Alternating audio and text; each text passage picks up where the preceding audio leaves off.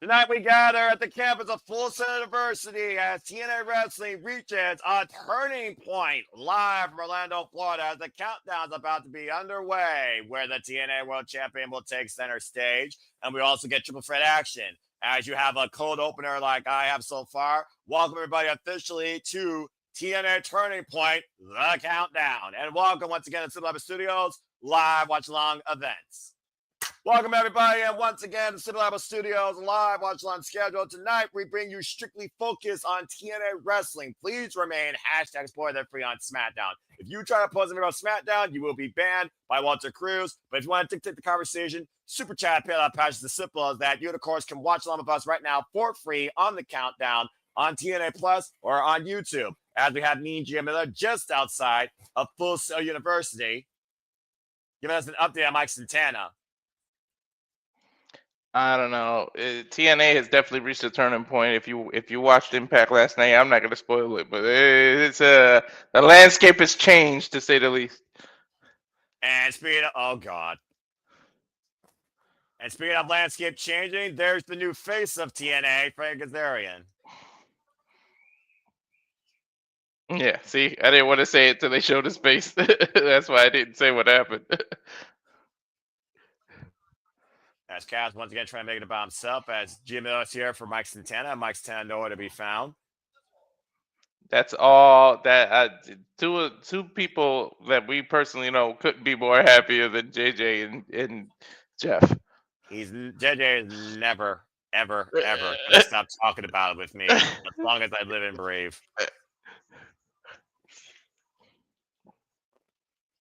And of course, Director of 40, Cimarella, certainly has his hands full. Because again, after what happened last night on Impact with NXT Rejects and Robert Stone, Santino Marella has a whole different problem on his hands. Well, that makes sense. I mean, where are they tonight? They're pretty much the home base of NXT. As you see, Santino Marella, Director of Authority. He's placed security guards on every entrance. Nobody will enter or exit without proper clearance. He demands order, respect, and professionalism. This is not an open house. But kudos to Cimarella trying to hold down the piece as you see the crowd of Full Sail University trying to file in as we get ready for action to get place here. And here comes. Dude, look at the crowd already, and they just started. Well, this should be fun. If nothing else, this should be something. And again, folks, you will know that every match on here was basically made last night. And Jake Something looking to start something new here to try and find a turning point of his career as we get ready for a triple threat action. As the crowd's still fooling in right now in Full Sail University.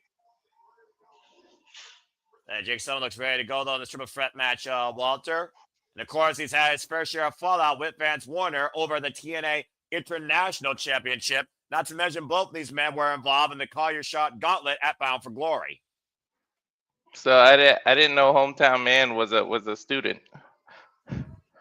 I mean, he lives in Florida, so there you go. Vance Warner, of course, ushering in the era of Warner alongside Steph DeLander. As we see Jake Something and Vance Warner renew hostilities here. And, oh, God, get a room. As everyone now is looking for a reset at this point, Walter, as we are, of course, removed from Bound for Glory. This is literally starting back from the beginning. It's literally a turning point. Turning point or starting point? You tell me. Meanwhile, here comes the Hometown Man sporting a Orlando Magic jersey. Well, in 2 months, it'll be a Genesis, right? Well, Genesis is truly where things began because that's truly a new beginning. While the Hometown Man, I have no idea what the Hometown Man is doing here in Full Sail University. But before we get things underway, looks like someone wants to join in and give a thought real quick. Please welcome in Jeff Mother Evan Meacham. Jeff, hello. What brings you on to center stage? I said his name and he appeared. Apparently. You're muted. Y'all just started. Wow. Okay. Cool. Do me a favor. Could you go off the screen real quick? Just have just the three of us. Oh yeah, absolutely. Thank you. I'm not going to get to be on the whole watch along because I'm actually on my way out to Hollywood to watch a friend do her thing at a concert. But I know that everybody is like, I had 4 different people yesterday tell me privately, in addition to the group chat, watch Impact. So thank you, first of all, to Aaron for just blurting it out there for me and spoiling it, you jerk. But damn it, Aaron. That's okay. We love Aaron anyway. Most of the time. Of course.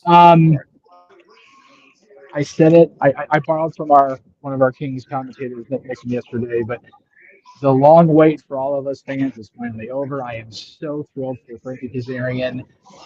You may not like the character, Noah, and I know the King of TNA character sticks in your shit.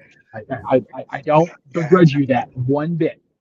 But for my friend Frank, for our longtime pal of almost a quarter century, almost his entire career, I am over the moon for this man. And I hope to God that whole thing with Nemeth doesn't come out to bite him in the ass tonight. Because then they're partners, right? Yeah. But on behalf of everybody that has been a part of the SoCal wrestling scene, that went to those ridiculous UPW shows, that went to everything, PWG, throughout his TNA run, went to that brief WWE. Sure, that happened. Ring of Honor, all the things. Congratulations to my forever the coolest wrestler alive. Damn it, Frankie Kazarian, the TNA World Champion. This is a turning point. I really feel like it is. I feel like we've got John Cena on his way out in just 3 more dates, and now he's the Intercontinental Champion, and Frankie is finally a World Champion. As much of a shit show as 2025 has been, my goodness, wrestling-wise, it's probably never been better, and I love it. I wonder how much Cena influenced that and was like, "Hey, we should do this before I leave. Can I at least see it while I'm still part of the company?" Yeah, man. So Frankie had a lot to do with Cena in the beginning. Frankie pitched it that he still wants AJ Styles in that Dream World title match. Carlos, look at me. Look me in my bloodshot eyes, Carlos. Look it now. Look it immediately. I don't give a fuck. Make it happen. I beg of you, Carlos. You're putting a lot of trust in Carlos Silva. That's all I gotta say about that. Hey, you know what? I met him at Rebellion. It should have happened then. I'll still say that. I'll die on that hill. It was here in SoCal, but whatever. We had to go with Trick. Anyway. That's the most left field shit, by the way this happened. No, it is okay. Even though it was spoiled for me, I still watched Impact last night, and it was the complete man. And NXT is the reason that cash-in happened, or that shot was called.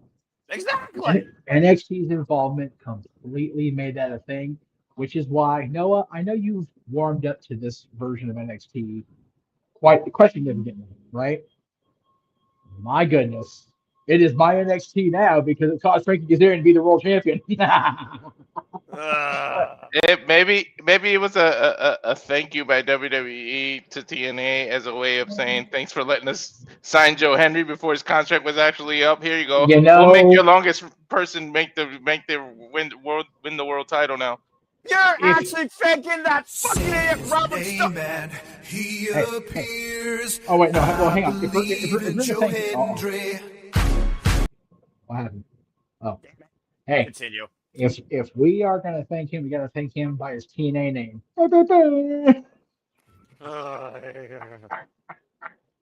If I didn't need any more of my skin crawling or my blood boiling, that idiot showed up last night with the freaking outcast of NXT and caused that crap to happen. Bloody hell. Why I was sick nonetheless. Oh, of course. Ava and Sean are both, denying responsibility. It's like, this is totally something DX Shawn Michaels would do, 100%. Getting made the friggin' guy that friggin' broke corporate America as far as we know it, friggin' was the degenerate to begin with. You fucking kidding me? Anyway.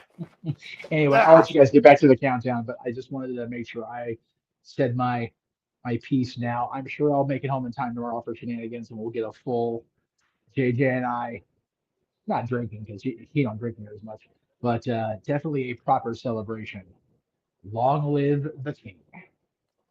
And fuck Robert Stone. Well, thank you, Jeff.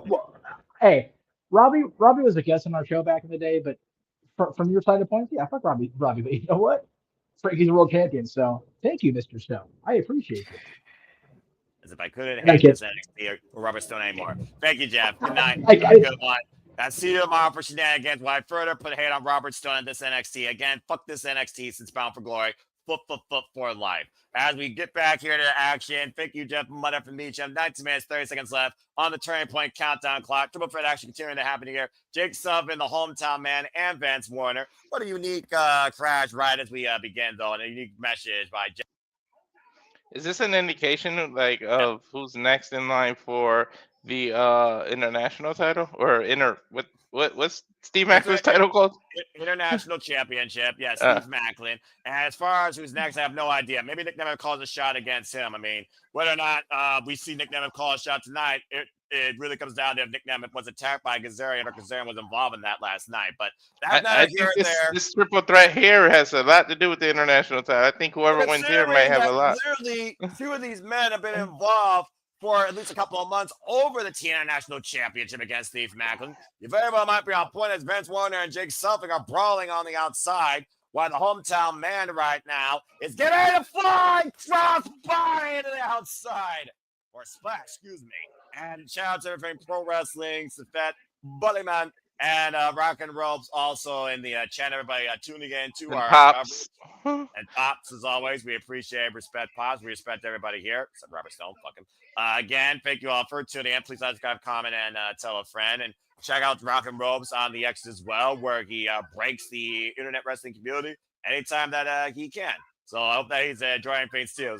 Not much. Good to see you, man, in the chat. Gotta get to see me again here pretty soon. Vance Warner! Nice DDT on the floor to Jake something here. Tornado style off of that. Okay, I get a room, guys. Oh, geez. How close is Motel 6 to Full Sail University when it comes to these two? Right? Saying this is a former GCW champion, let's not we forget. Of course, Jimmy Callahan's last matches. At least their real life is together. At least it's not two random people. I suppose you're right. The sliced bread out of the corner by the hometown man, but into the void. Cover. That's what's something. I think that might have been hometown man's first loss. I believe you're correct. And he was actually pinned. He wasn't necessarily outside the triple threat, but Jake something sending a message that he plans to do something before the end of 2025, and it very well could involve the TNA National Championship. Again, into the void, playing the hometown man, sending him back home as a loser. Yeah, Florida's not good to him. Well, I mean, how good has it been for the Orlando Magics? How good has it been for the Jacksonville Jaguars? How good has it been to insert something here from Florida? Y'all might have a freaking Disneyland or Disney World, whatever the fuck you got down there, but you got hurricanes as well and giant bugs and all the freaking elders you can have on a beach. Anyway, that's not here nor there. We're at Full Sail University. Press the crowd on can. Again, folks, you can be part of the conversation. You can also tune in with us. Promo code on your screen. Get 1 month free of TNA Plus. This service somewhat sucks, but it's somewhat decent. And you can actually watch Turning Point with us live as well. So go to a improv commercial as we always do at TNA. I never really had an issue with TNA Plus. I mean, dude, I think you talked verbatim about the logo and the music, and we've also had issues with it freezing and lagging. Oh, yeah, the logo, but it's better than watching commercials. I suppose, including this type of commercial where they remind you that TNA Plus, you haven't seen anything until you've seen everything for $9.99 a month. Streaming now. I forget how much it costs because I bought yearly. I monthly bill. Screw that. As we got B.D.E here with me and Gia Miller. B.D.E, of course, will be in action tonight against Flop Dollar. My bathroom break match. But I am home in B.D.E. Champ? And didn't he have a title in HOG or some other B.D.E? company? Nah, yeah. I'm not sure exactly, but apparently B.D.E and Flop Dollar have history going back to Wrestling Revolver. And I don't think Cheese will be involved. But of course, this match was made last night out of TNA Wrestling at the B.D.E. was planted for a table. Seems the only way that freaking flop is relevant was to plan somebody for a table and get some match out of it. And you know what? No, it's the guy. I was confusing him with the Rascalz guy. He's a champion in HOD, isn't he? Myron Reed, yeah, he's also a champion. He's a champion in Wrestling Revolver, part of Killer Gomez Killer Kelly. Of course, we'll see Myron Reed and the Rascalz to come later tonight. As B.D.E. looks to prove to AJ Francis that he belongs. Looking to embarrass. Personally, anytime that AJ Francis can be embarrassed, it'll be a good night for me. So I hope that he's correct. And again, B.D.E., of course, came into TNA during the Call Your Shot Gauntlet at Bound for Glory, for those that are wondering. Bright young prospect up and comer in the independent scene.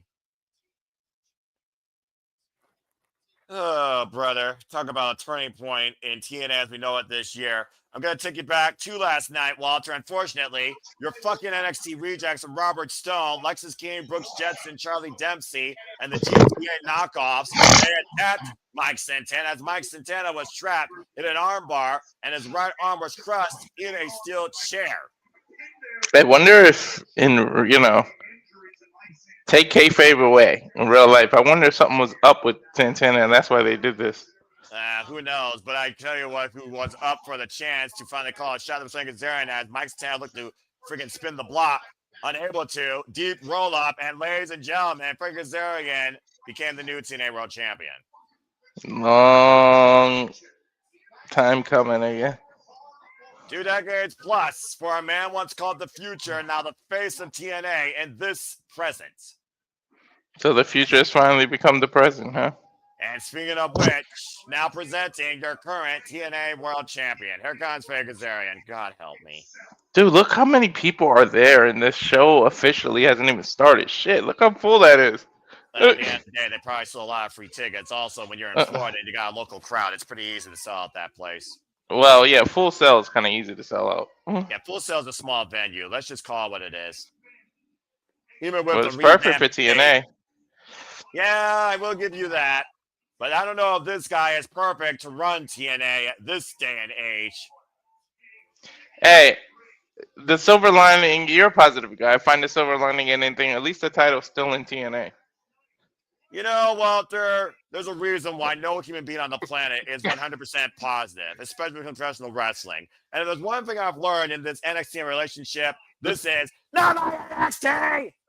Based on what the turning point brings, I might soon say not my TNA if this becomes more of a similarity. But that being said, to your point, a TNA original does hold the TNA World Championship. Mm-hmm. As he called his shot last night after being declared a co-winner of the Call Your Shot Gauntlet just last month at Bound for Glory. Mm-hmm. But I do wonder, though, the Fat Robert Stone did attack this man, set up the precipice. Was that fucking related? Was it an inside job inside NXT? Well, let's find out what he has to say, maybe. I don't think Frankie will let... I don't think he'll admit anything. Nah, I know he won't. You want the best, you got the best. I'm not taking notes, JJ. Watch it yourself. My biggest dream, or my best dream, is your worst nightmare. I'm your world TNA champion.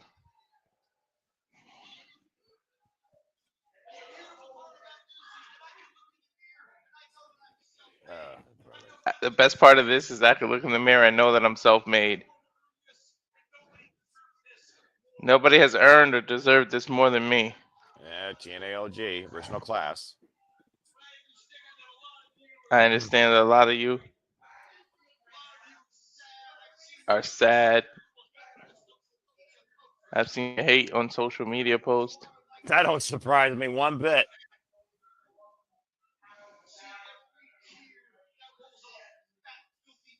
Every tear that rolls off your fat, filthy cheeks.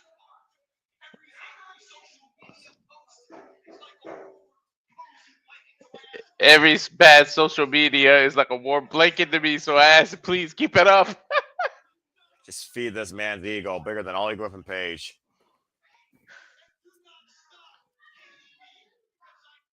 Don't stop hating me. Because I damn sure won't stop hating all of you.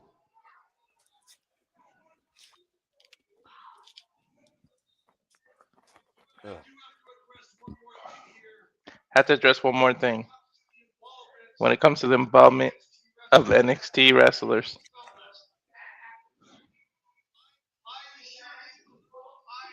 I assure you I had nothing to do with it. Sure. I'm a man of honor. And I would never orchestrate something like that. Okay, yeah. Guilty. How do you know he's lying, Noah? Because he's opening his mouth. I was about to say, this was a man once part of a team called Bad Influence. I figured tonight I'm going to go ahead and call somebody out. Ooh. So, TNA President Carlos, would you please make your way up to the ring? Why is he calling him out? What the hell does Carlos Silva have anything to do with this? Freaking Timu Tony Khan, that's a freaking entertainment entrepreneur and not a professional wrestling fan or a professional wrestler. It took charge away from Scott D'Amore, Gail Kim, and everybody pretty much when TNA became a WWE affiliate. You said you have digging the Dana White cosplay. The skinniest Dana White I've ever seen. Normally, when somebody wins a world title, you're right there to present them with the title. Last night, the biggest moment of my career. You were nowhere to be found. So I'm curious why that is. Do you have a problem with me? He's asking him.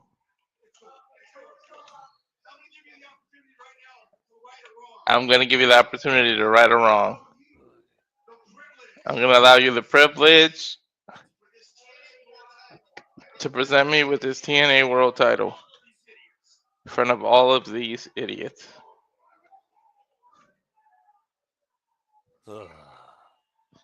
Carlos obliges. But he put it on his shoulder. He didn't wrap it around his waist. There's the reason why this crowd is mostly quiet.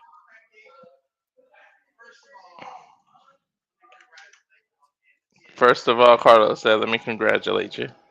First time I ever heard Carlos speak. Mm-hmm. We're launching a formal investigation. Hmm?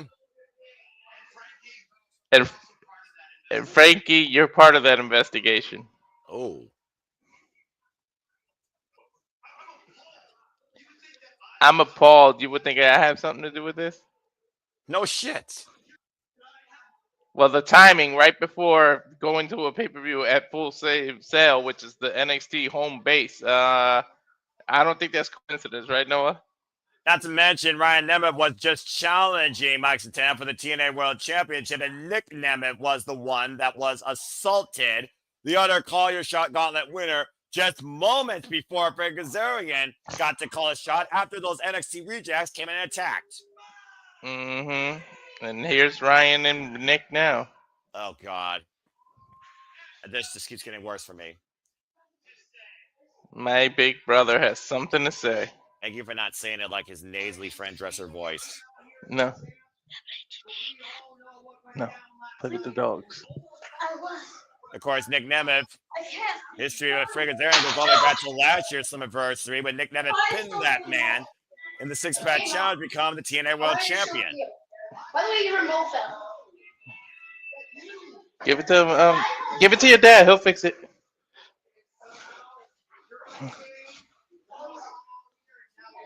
And Nick Nemeth literally echoing everything that I said. No shit. First of all, that's slander. No, I think it's fact.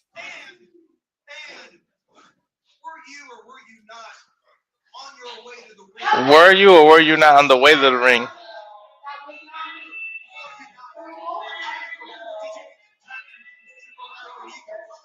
He said you got tackled. You tripped over your own ego. Frankie could calling out somebody because of their ego is the most hypocritical thing I think I've heard. You realize who you're talking about, right? That's the pot calling the kettle black.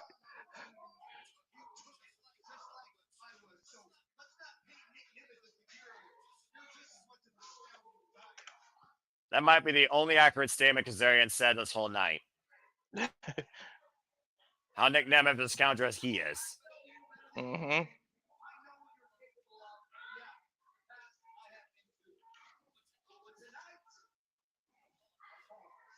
He's calling a shot. Tonight he's calling a shot.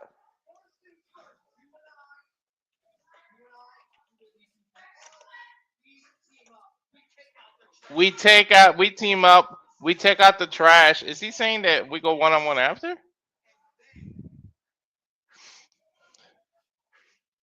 And Sounds then I like call my shot. Sounds like he's returning a 1-1 match at the tag match tonight. Big words, but I'm going to tell you what you need to do tonight.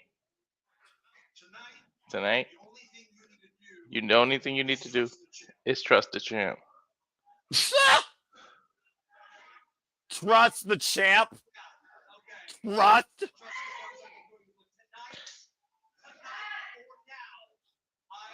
Said he trusts him as far as he could throw one. Nick, you're a pretty built guy. I mean, you might be able to throw Frankie pretty far, to be honest. He'll still build a DJ Jazzy.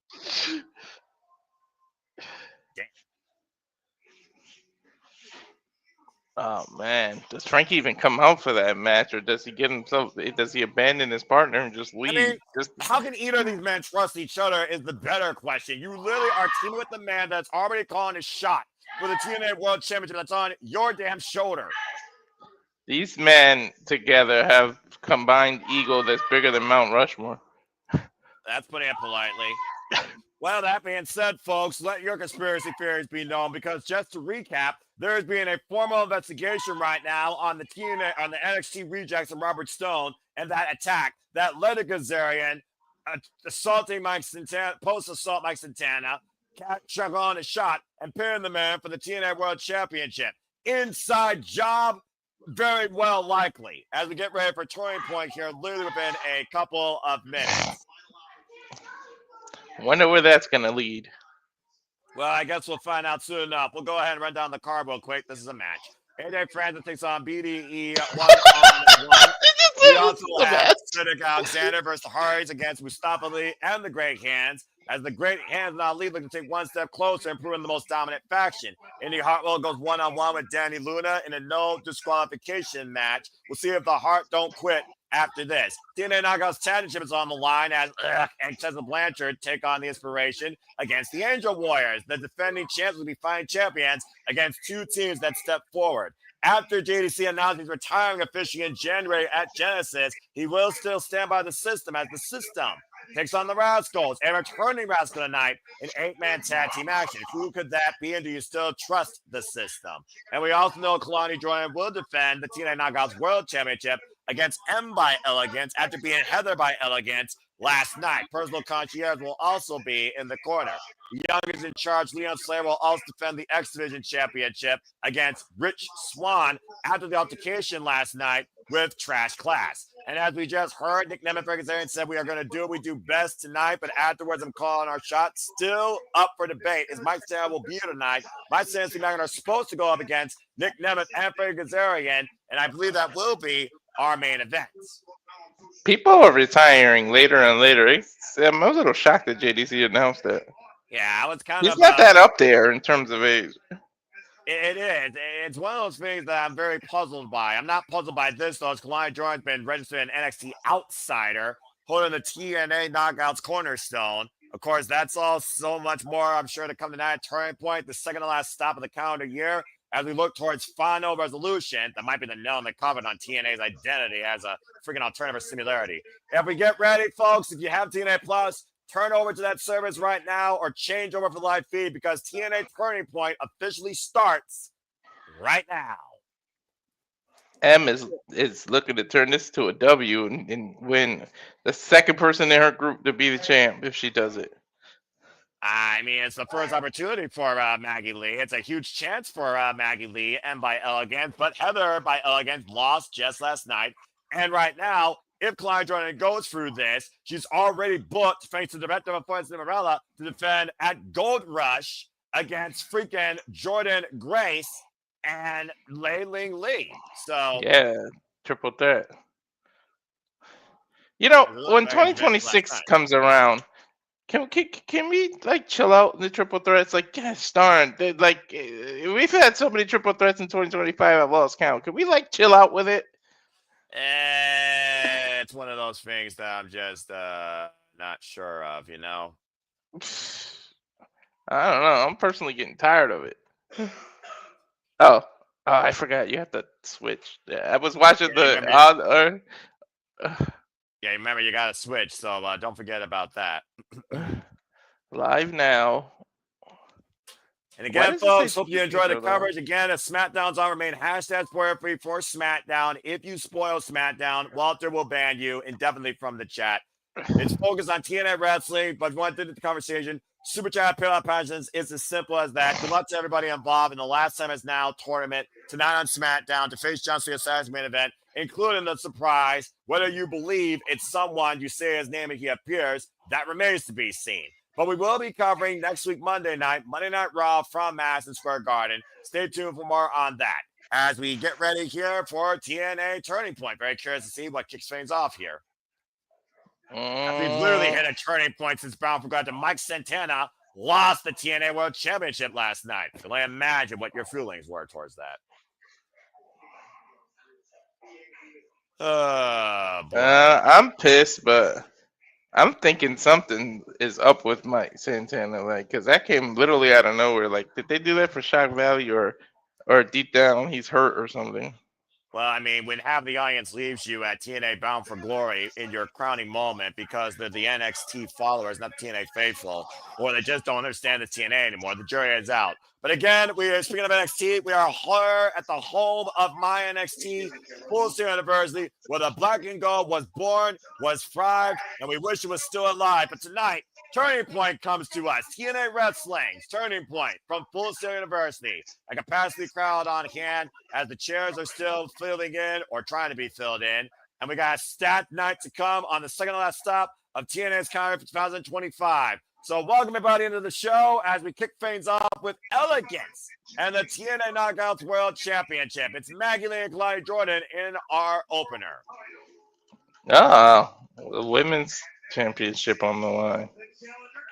Well, apparently the Elegance brand wants to make a fairy tale come true with a happy ending where they regain the TNA Knockouts World Championship as M by Elegance, looking to sabotage this axe-wielding gymnast, Kelani Jordan, and take back the TNA Knockouts World Championship for not only TNA, but the Elegance brand. So is Kelani the big bad wolf? Well, apparently Heather Reckless is a small wolf, but you be the judge. I mean, we are in the land of magic. We're not too far away from Disney World, so I don't know if dreams come true for M by Elegance. As I said last night, Heather by Elegance just challenged Kelani Jordan last night for the TNA Knockouts World Championship. I guess she's looking to huff and puff and blow her title reign away, huh? As Kelani Jordan looks to once again show that Kelani can do anything. Kelani Jordan, of course, who seized this opportunity for some weird damn reason after the title was vacated, after Ashley announced her retirement, former Ash by Elegance, and beat Lei Ling Lee with the count by Indi Hartwell, with already 2 successful to 3 successful defenses, including against Indi Hartwell at Bound for Glory. Is this technically heel versus heel? That's exactly right, because Kelani Jordan's already been ousted by the NXT Women's locker room. Well, if anyone knows how to win in Full Sail, it's Kelani.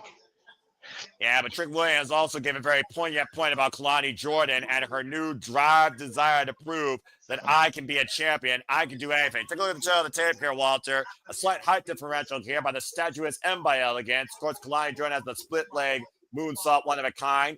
Elegant moonsault, though, M by Elegance. And Kelani Jordan, of course, the inaugural NXT Women's North American champion. And this is M by Elegance's first Knockouts World title match. Both women with a moonsault for a finisher, and both women looking to prove a point here. But M by Elegance, very unproven. Why Kelani Jordan has grown over the last 3 years. Let's go down to Mackenzie Mitchell for introductions.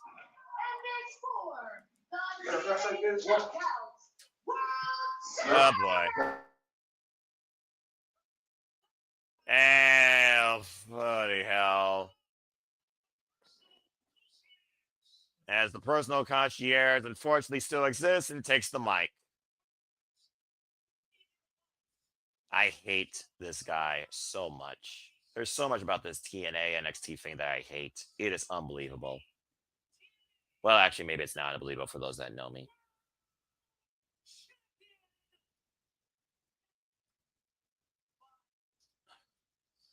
And by Elegance, my freaking ass. You're not very fond of the Elegance?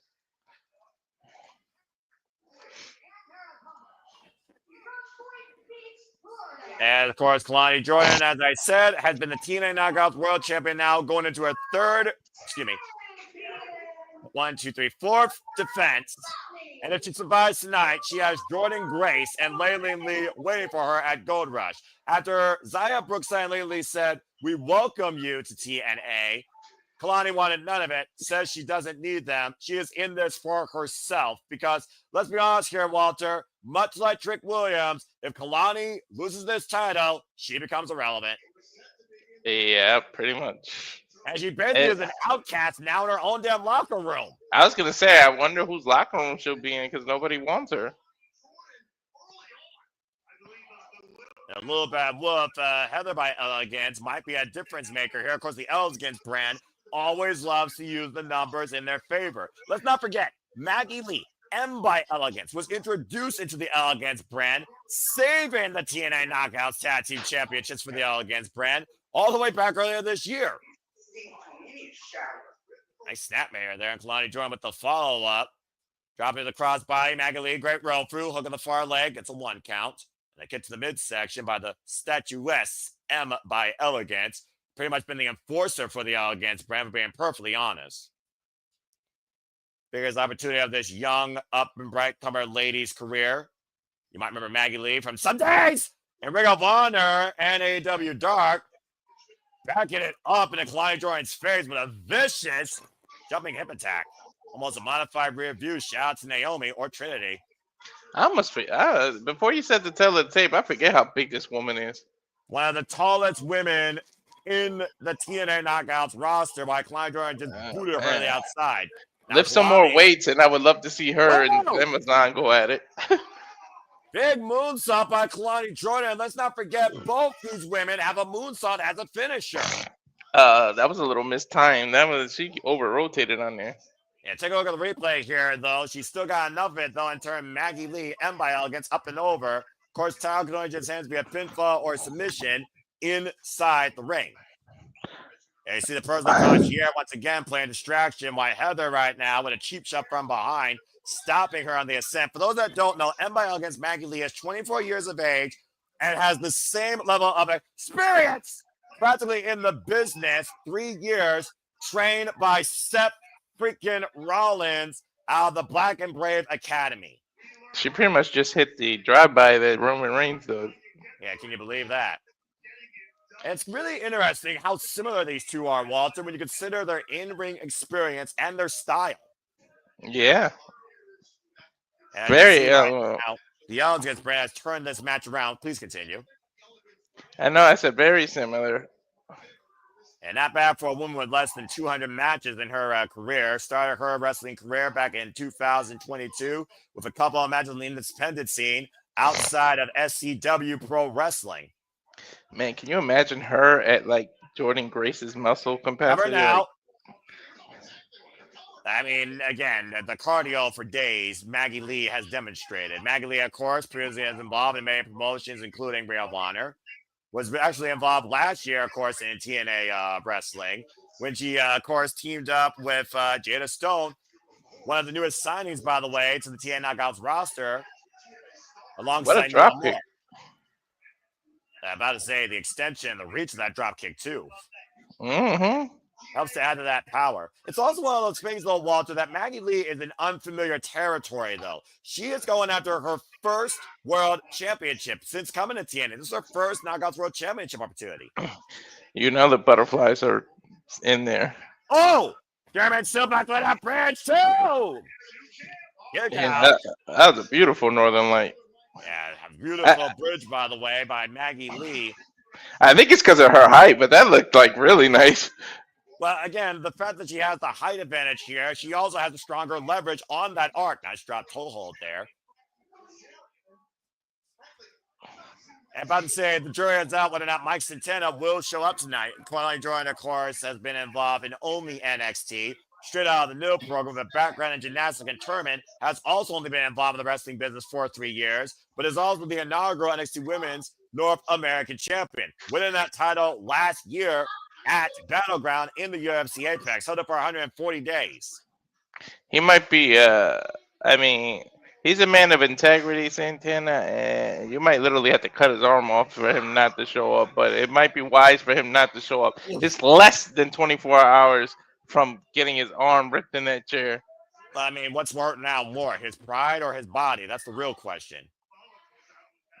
Maggie Lee right now trying to fend off this onslaught by Kelani Jordan. Kelani Jordan, the 68th TNA Knockouts World Champion in this company's history. Now off the ropes, Kaza, door. Oh, a counter! That's a damn German suplex. Wheelbarrow suplex. Ugh. Now end by Elegance, looking first, maybe her moonsault, I think. Up to the top rope. Oh, it crashes the canvas. Ooh, she hit her abdomen hard on the canvas. You think about, again, the risk you take with a moonsault. It's full-on body impact. If you miss your opponent, you hit nothing but canvas. There you see Myron, Zaya, Brookside, and Laylee Lee, Angel Warriors, and Myron watching on from backstage. Again, these 3 men were given an olive branch to Kelani Jordan. Kelani Jordan did not accept it. And you almost wonder, would you want numbers in your quarterback face of the Elegance brand, Walter? Why the hell not? That's usually the name of their game, right? Especially with that jackass out there. Well, I mean, at the end of the day, also, we live in a weird world. We have an NXT superstar holding the TNA Knockouts World Championship. Yeah, but you already ousted your own locker room. Now you want to do it to the TNA locker room, too? The people literally offered an olive branch to you. I feel like Kelani Jordan right now is just having a young career crisis, knowing that if she loses this title, where the hell does she stand right now? Oh, and a pump kick by Elegance, turning Kelani Jordan's face sideways. Answer is she doesn't stand, especially after that pump kick. Press kick, though, by Kelani Jordan. Nice receipt, rocking M. The sidestep. Big forearm shiver, though. And again, Kelani Jordan trying to mount a comeback. Cartwheel, back elbow. Caught, though, by M. Now M looking for something bigger, hoisting up. Kelani lands on her feet, though. Now looking for the attempt to the Kana roll. Cover, there's a roll up, and M able to kick out. Man, these two know each other well. Like, it's the first time they faced off, and they are counter after counter after counter. Well, again, when you have a similar style, I think you're better able to scout that. And again, the difference with these two is minimal. Now measuring M by Elegance for something big here is Kelani Jordan. Kick to the midsection by the TNA Knockouts World Champion. Hooking up M. And M refusing for the B suplex. Again, the leverage in favor. Just looking to tail the tape with the statuesque legs differential height here.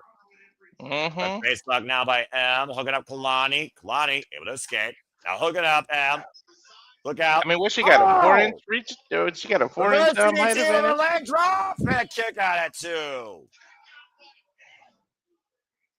It's a 4-inch advantage she got, right? Yeah, but I was saying that was an innovative offense, though. Turn that reverse DDT into literally a guillotine leg drop.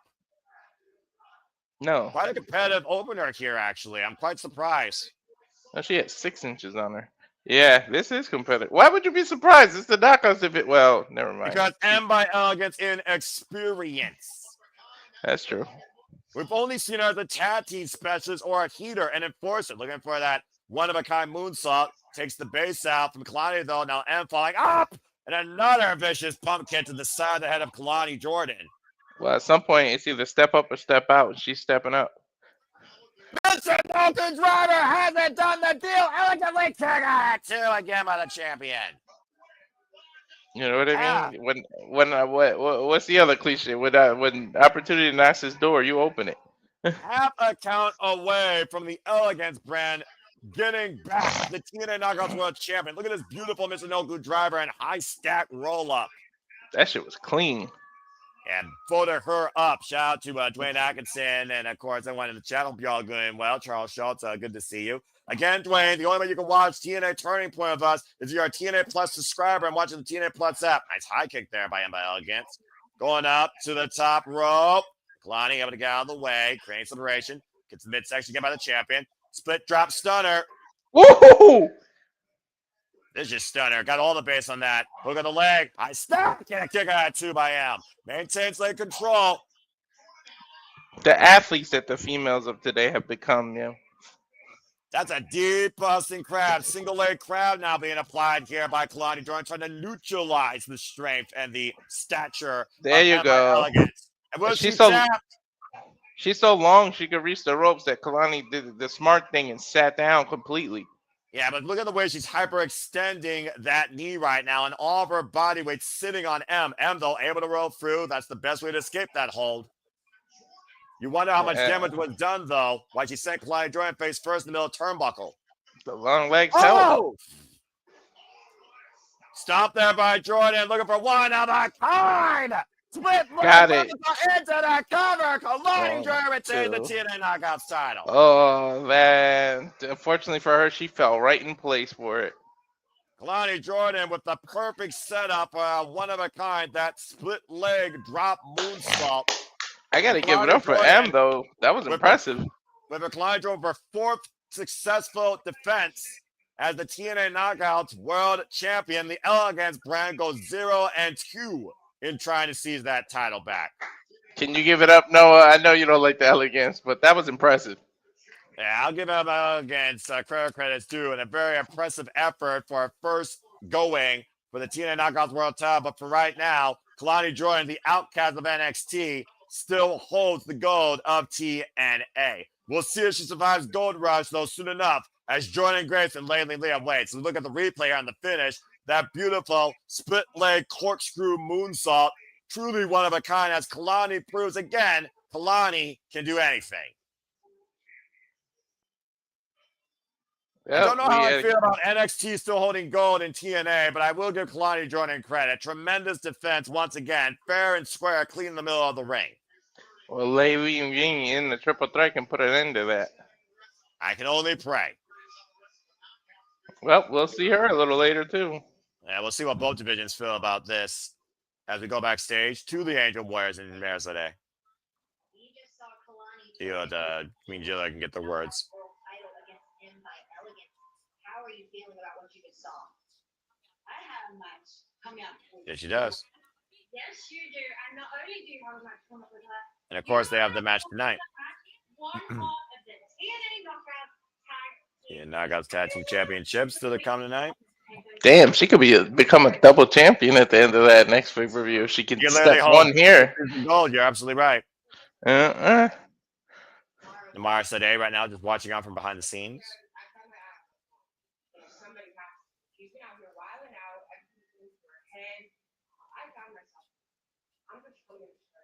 Mara Sade, of course, prove what the knockouts are. You come here, you find yourself. And why is Ryan Nemeth right now on my screen? He's telling Gia that this isn't a story. This.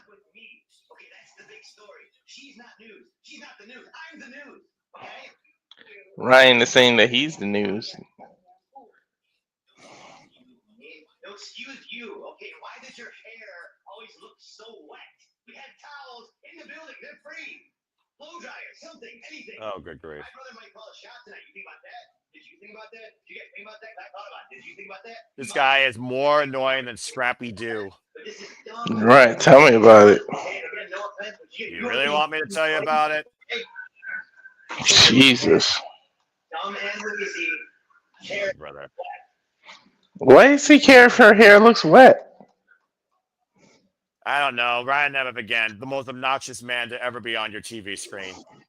But I give Mara Sunday credit. She does understand what the knockouts is all about, and she doesn't want Kelani Jordan to lose herself, because here in TNA, a knockout female wrestler can truly be themselves and find themselves. We've been talking about it over and over again. The knockouts is the cornerstone, the opportunity of truly being who you are or who you want to be. And hopefully for Mara Sade, like she said, Kelani Jordan doesn't lose sight of that as we get ready for Flop Down versus B.D.E. I'll be in the bathroom if you need me. Oh, still the kind of knockout will have Dani Luna versus Indi Hartwell.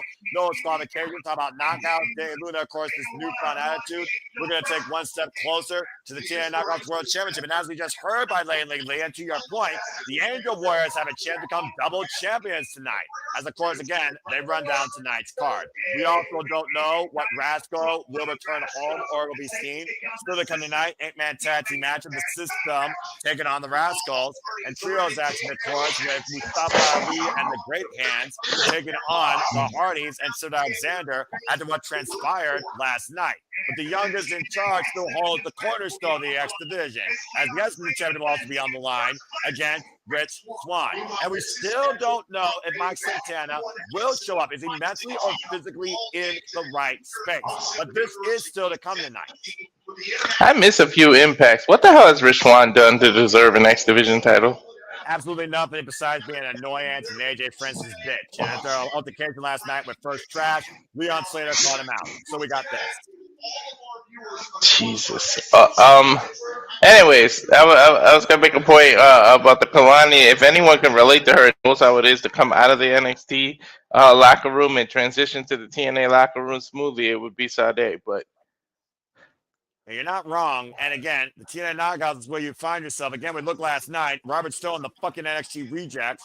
Lexis King, Brooks Jensen, Charlie Dempsey, and the two giant buffoons. They insulted the TNA World Champion while he was defending the title against Ryan Nemeth. Charlie Dempsey with that vicious arm bar. Brooks Jensen putting a chair inside the arm of Mike Santana. Robert Stone with that stomp. Dislocating the arm, it feels like, a Mike Santana. As for Kazarian, immediately after that, called his fucking shots. After Nick Nemeth was still taken out, here's the finish, Walter. Again, unable to spin the block, high roll up, and Frankie Kazarian finally wins the TNA World Championship.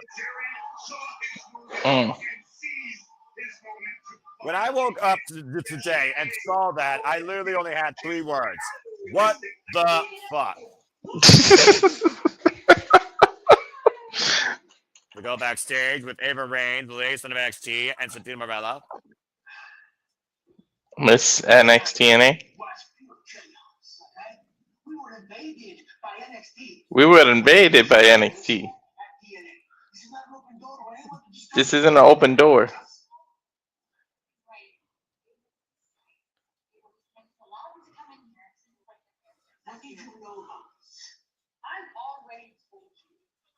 She's asking Ava what he knew about it, what she knew about it. Uh-huh.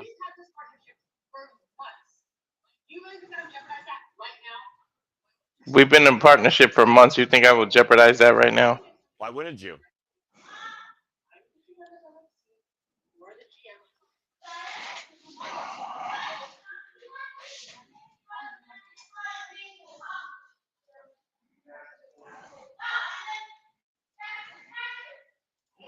Bottom line, WWE doesn't give, WWE takes. Ava Rain works for WWE. She's the enemy, period. Not my NXT! Anyway, that being said, coming up next, not my match! I'm going on bathroom break. Fuck this. Flop Down takes on B.D.E. I'll see you after this match. Bye. All right, fine. I guess I gotta be here, right? Oh, things I do. Bullshit. I come up with incredible blind guts, and now I gotta call this shit. Flop Down put in B.D.E. through a freaking table last night. Here's your digital exclusive why this match is happening, Walter. In the fucking worst TV show since I can remember, in the Penthouse, Flop Down put B.D.E. through a table.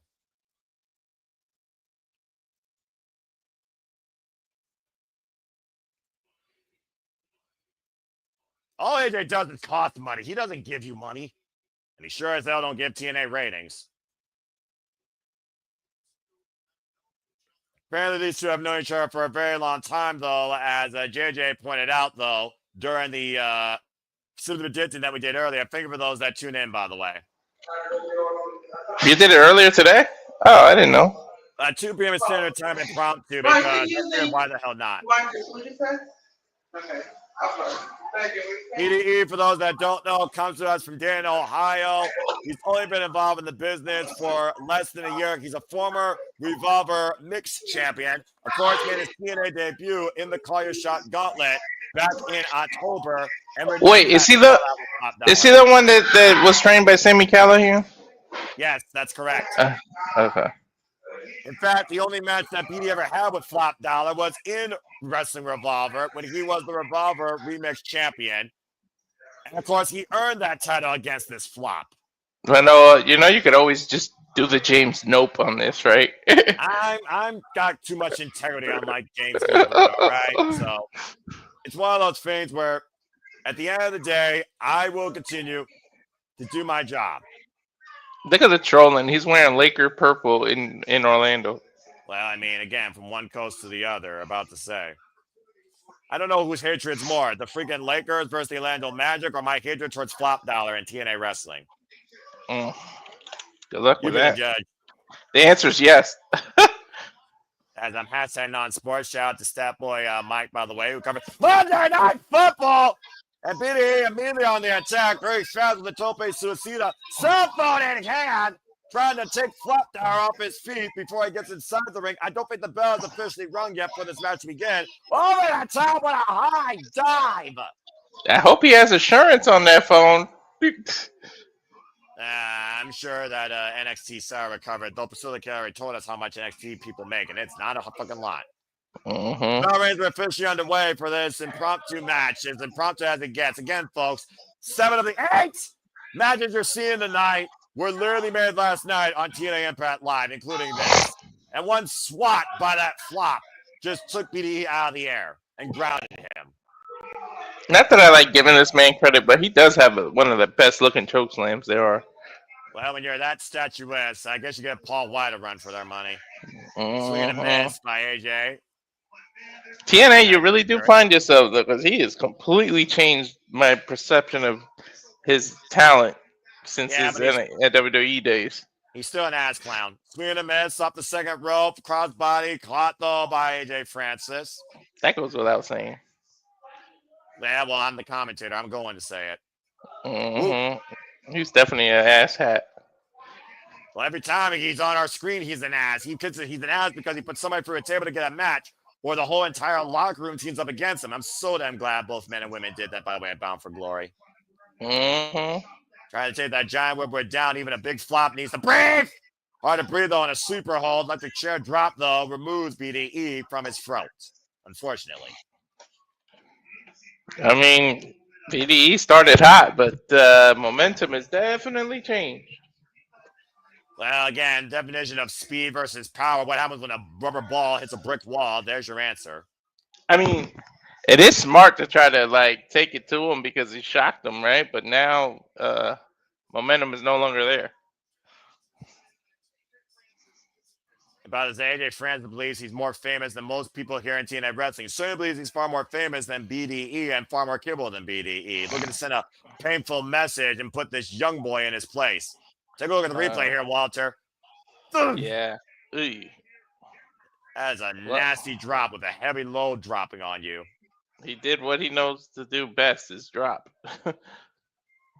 Open palm strike, though, to B.D.E by AJ Francis. B.D.E, by the way, less than 1 year experience, trained by Sami Callihan and Ace Austin out of Pile Driver Wrestling Academy. He's literally only been involved now in 16 matches.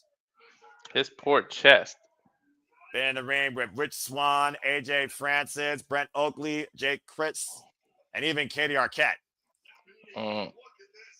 He's bringing it to him, though. You got to give him credit. He's not afraid of him.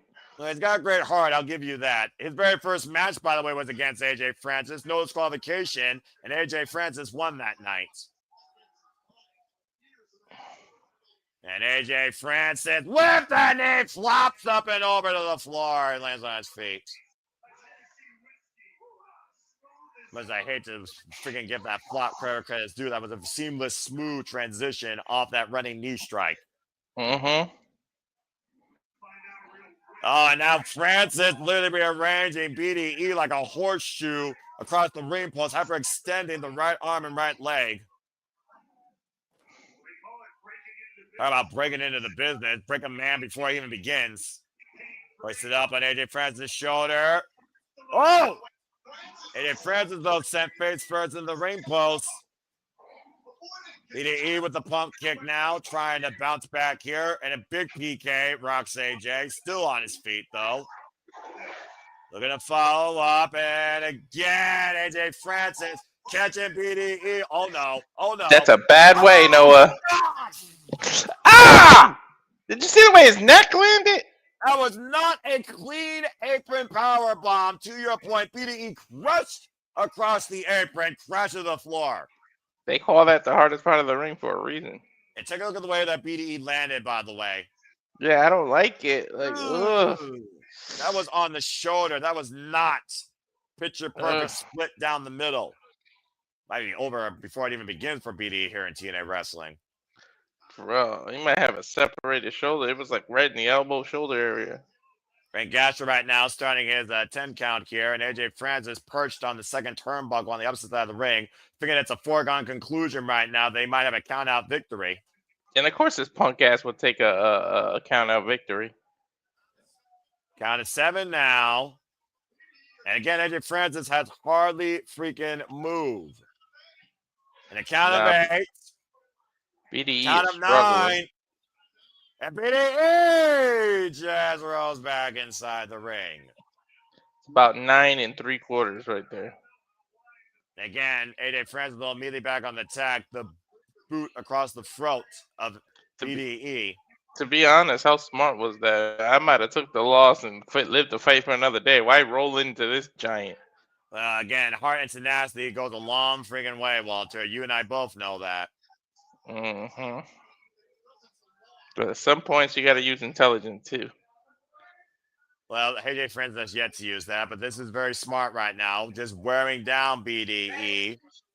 His modified rest hold, looking for a submission victory, possibly. B.D.E trying to get back to a vertical base, though, and create separation again. Now attacking the midsection of AJ Francis, trying to break the grip of AJ. AJ throwing him in the corner, though. Follows up, gets the boot up. Once again, B.D.E trying to fight back off the second rope and takes AJ Francis out at DDT.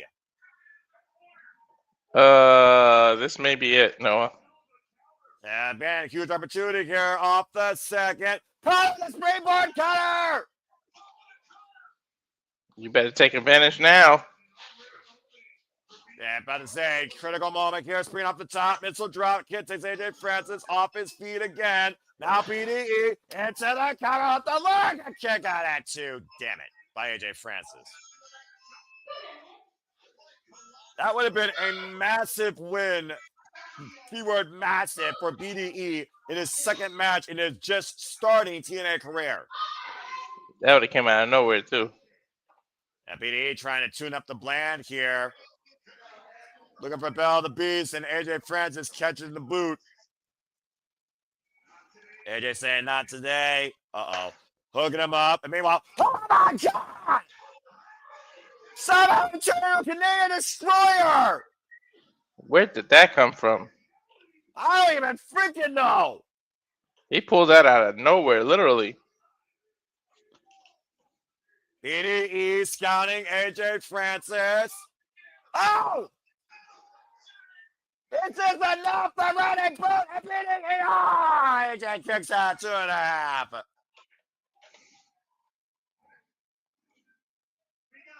How the hell did B.D.E counter this and turn it into a destroyer, Walter? I don't know, but they need to show. There's the replay. I was going to say, that was crazy.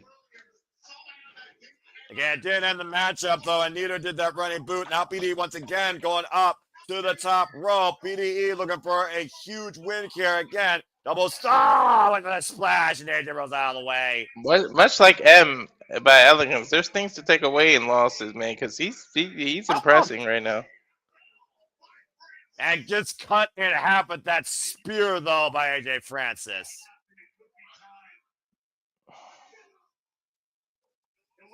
Yeah, AJ Francis might be looking to go to the pay window here, Walter. Got B.D.E Guzzo looking for contact. One of the best choke slams in the business. And why isn't he covering him?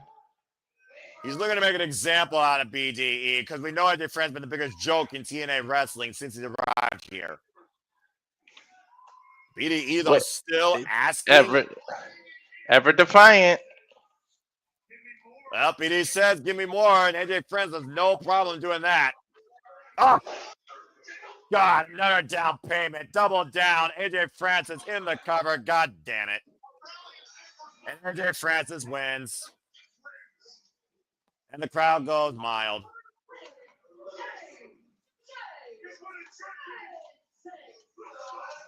This is what a champion look like. You don't have a title, dumbass.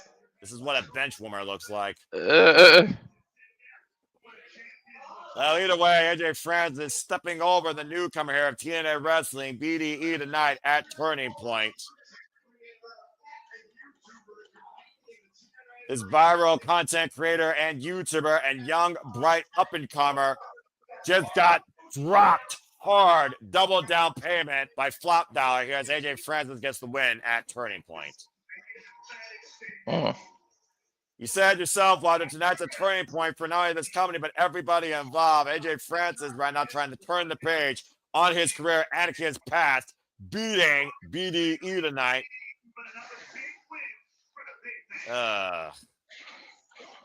Hope that's the last time I don't got worried about seeing him tonight. But right now, it's time for the injury report, courtesy of Bioflex here for TNA Wrestling. As, of course, I'm sure the injuries have stacked up until last night. Again, Mike Santana, after the attack by the NXT Rejects and Robert Stone, his injury is undetermined and his status is undetermined as he's been missing since losing the TNA World Championship to Frankie Kazarian.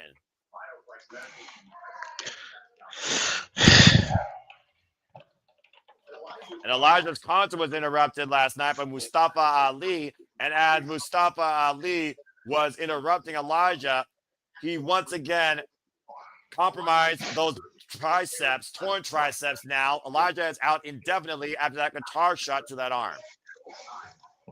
Who knows about Santana too, man?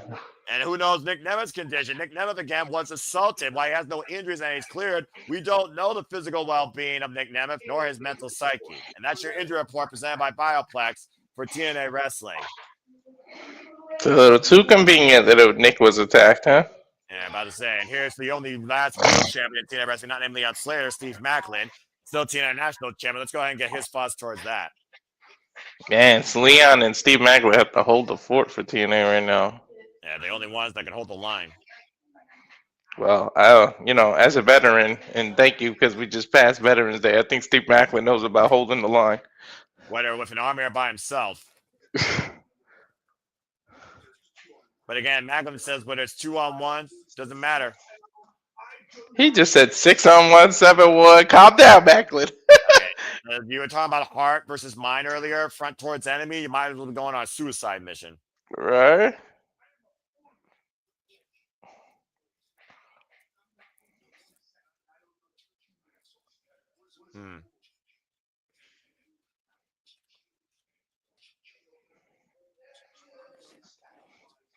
He knows what those two are capable of. He respects it, but he don't give a shit.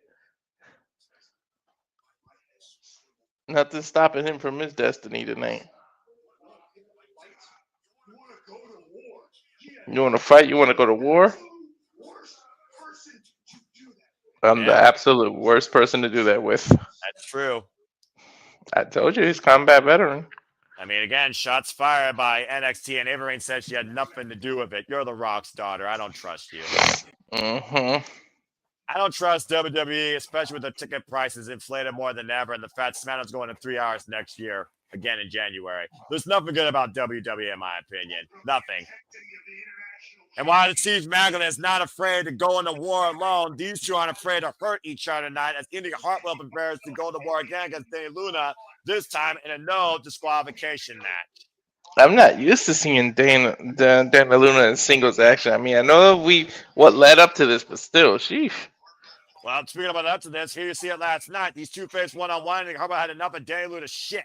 After Dani Luna brought a steel chair in the ring, Indi Hartwell was the one to fire the last shot and got disqualified. looking to send a message to Dani Luna, who's been affording her backside since that heel turn earlier this year in her fall with Jody Fred.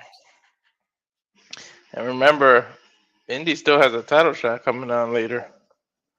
Well, that remains to be seen, as we did see Indi Hartwell lose at Bound for Glory, but Dani Luna is looking for her first TNA Knockouts World title shot. And just 2 weeks ago, she beat her former tag team partner, Jody Fred, literally putting Spitfire in the past behind her. Dani Luna has gone to business for herself. Yeah, at the very end of the day, it's a selfish business. Well, if you're not trying to be number one, get the fuck out. And Dani Luna is finally trying to do that on her own. And And I don't think Dani Luna forgot what Indi Hartwell did to her last night with that chair salt. She's looking for I see a stop sign. Against no provocation, anything goes. Use anything you want. And to your point, still chair. Dani Luna fired up here tonight, looking to rearrange the spine of Indi Hartwell. Indi's not going to come through the front entrance, is she? I don't know. We'll find out here momentarily. As the heart won't quit, the heart won't back down. Indi Hartwell's already came prepared. Chair in hand. These two are not here to wrestle. They are here to fight. Again, folks, this is a no disqualification match. And Hartwell swing a miss. Well, she disarmed her. Well, Hartwell came prepared, clearly. Mm-hmm. And the only way this match can end is via pinfall or submission inside the ring. Someone told me these two are not going to stay in the ring, though, after last night. And a little bit of kendo stick. Oh! That Singapore came right up the spine of Indi Hartwell. If you think about this, Walter, Dani Luna has been a tag team specialist in the duration of her TNA career. And now Indi, chair in the midsection. Indi Hartwell, who came into TNA this year at Rebellion, has been nothing but a solo competitor. Mm-hmm. And Indi Hartwell right now looking to become the knockout, trying to find her turning point after losing at Bound for Glory, to your point, on her shot for the TNA Knockouts World Championship to Kelani Jordan. Oh, yeah, that's right. She already got a title shot. Yeah, I'm about to say, do I have to remind you of the history here? Face first, No. Indi Hartwell on the timekeeper's table. I'm trying to... Either way, she's a future champ. Well, you would hope so. It looks like Dani Luna taking a refresher here and literally spitting it out. Hey. Oh, that's not sanitary. Oh, Frankie had to wait 20 years. Indi can wait a little bit.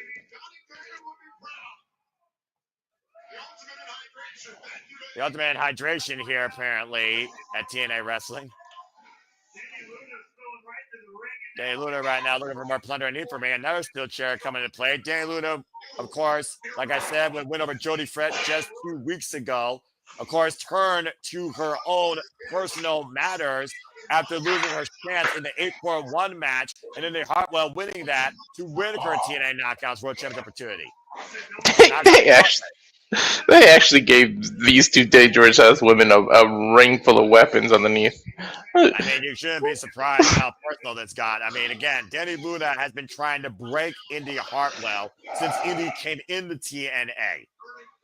I think she has one of the most unbreakable spirits right now. She's been through enough.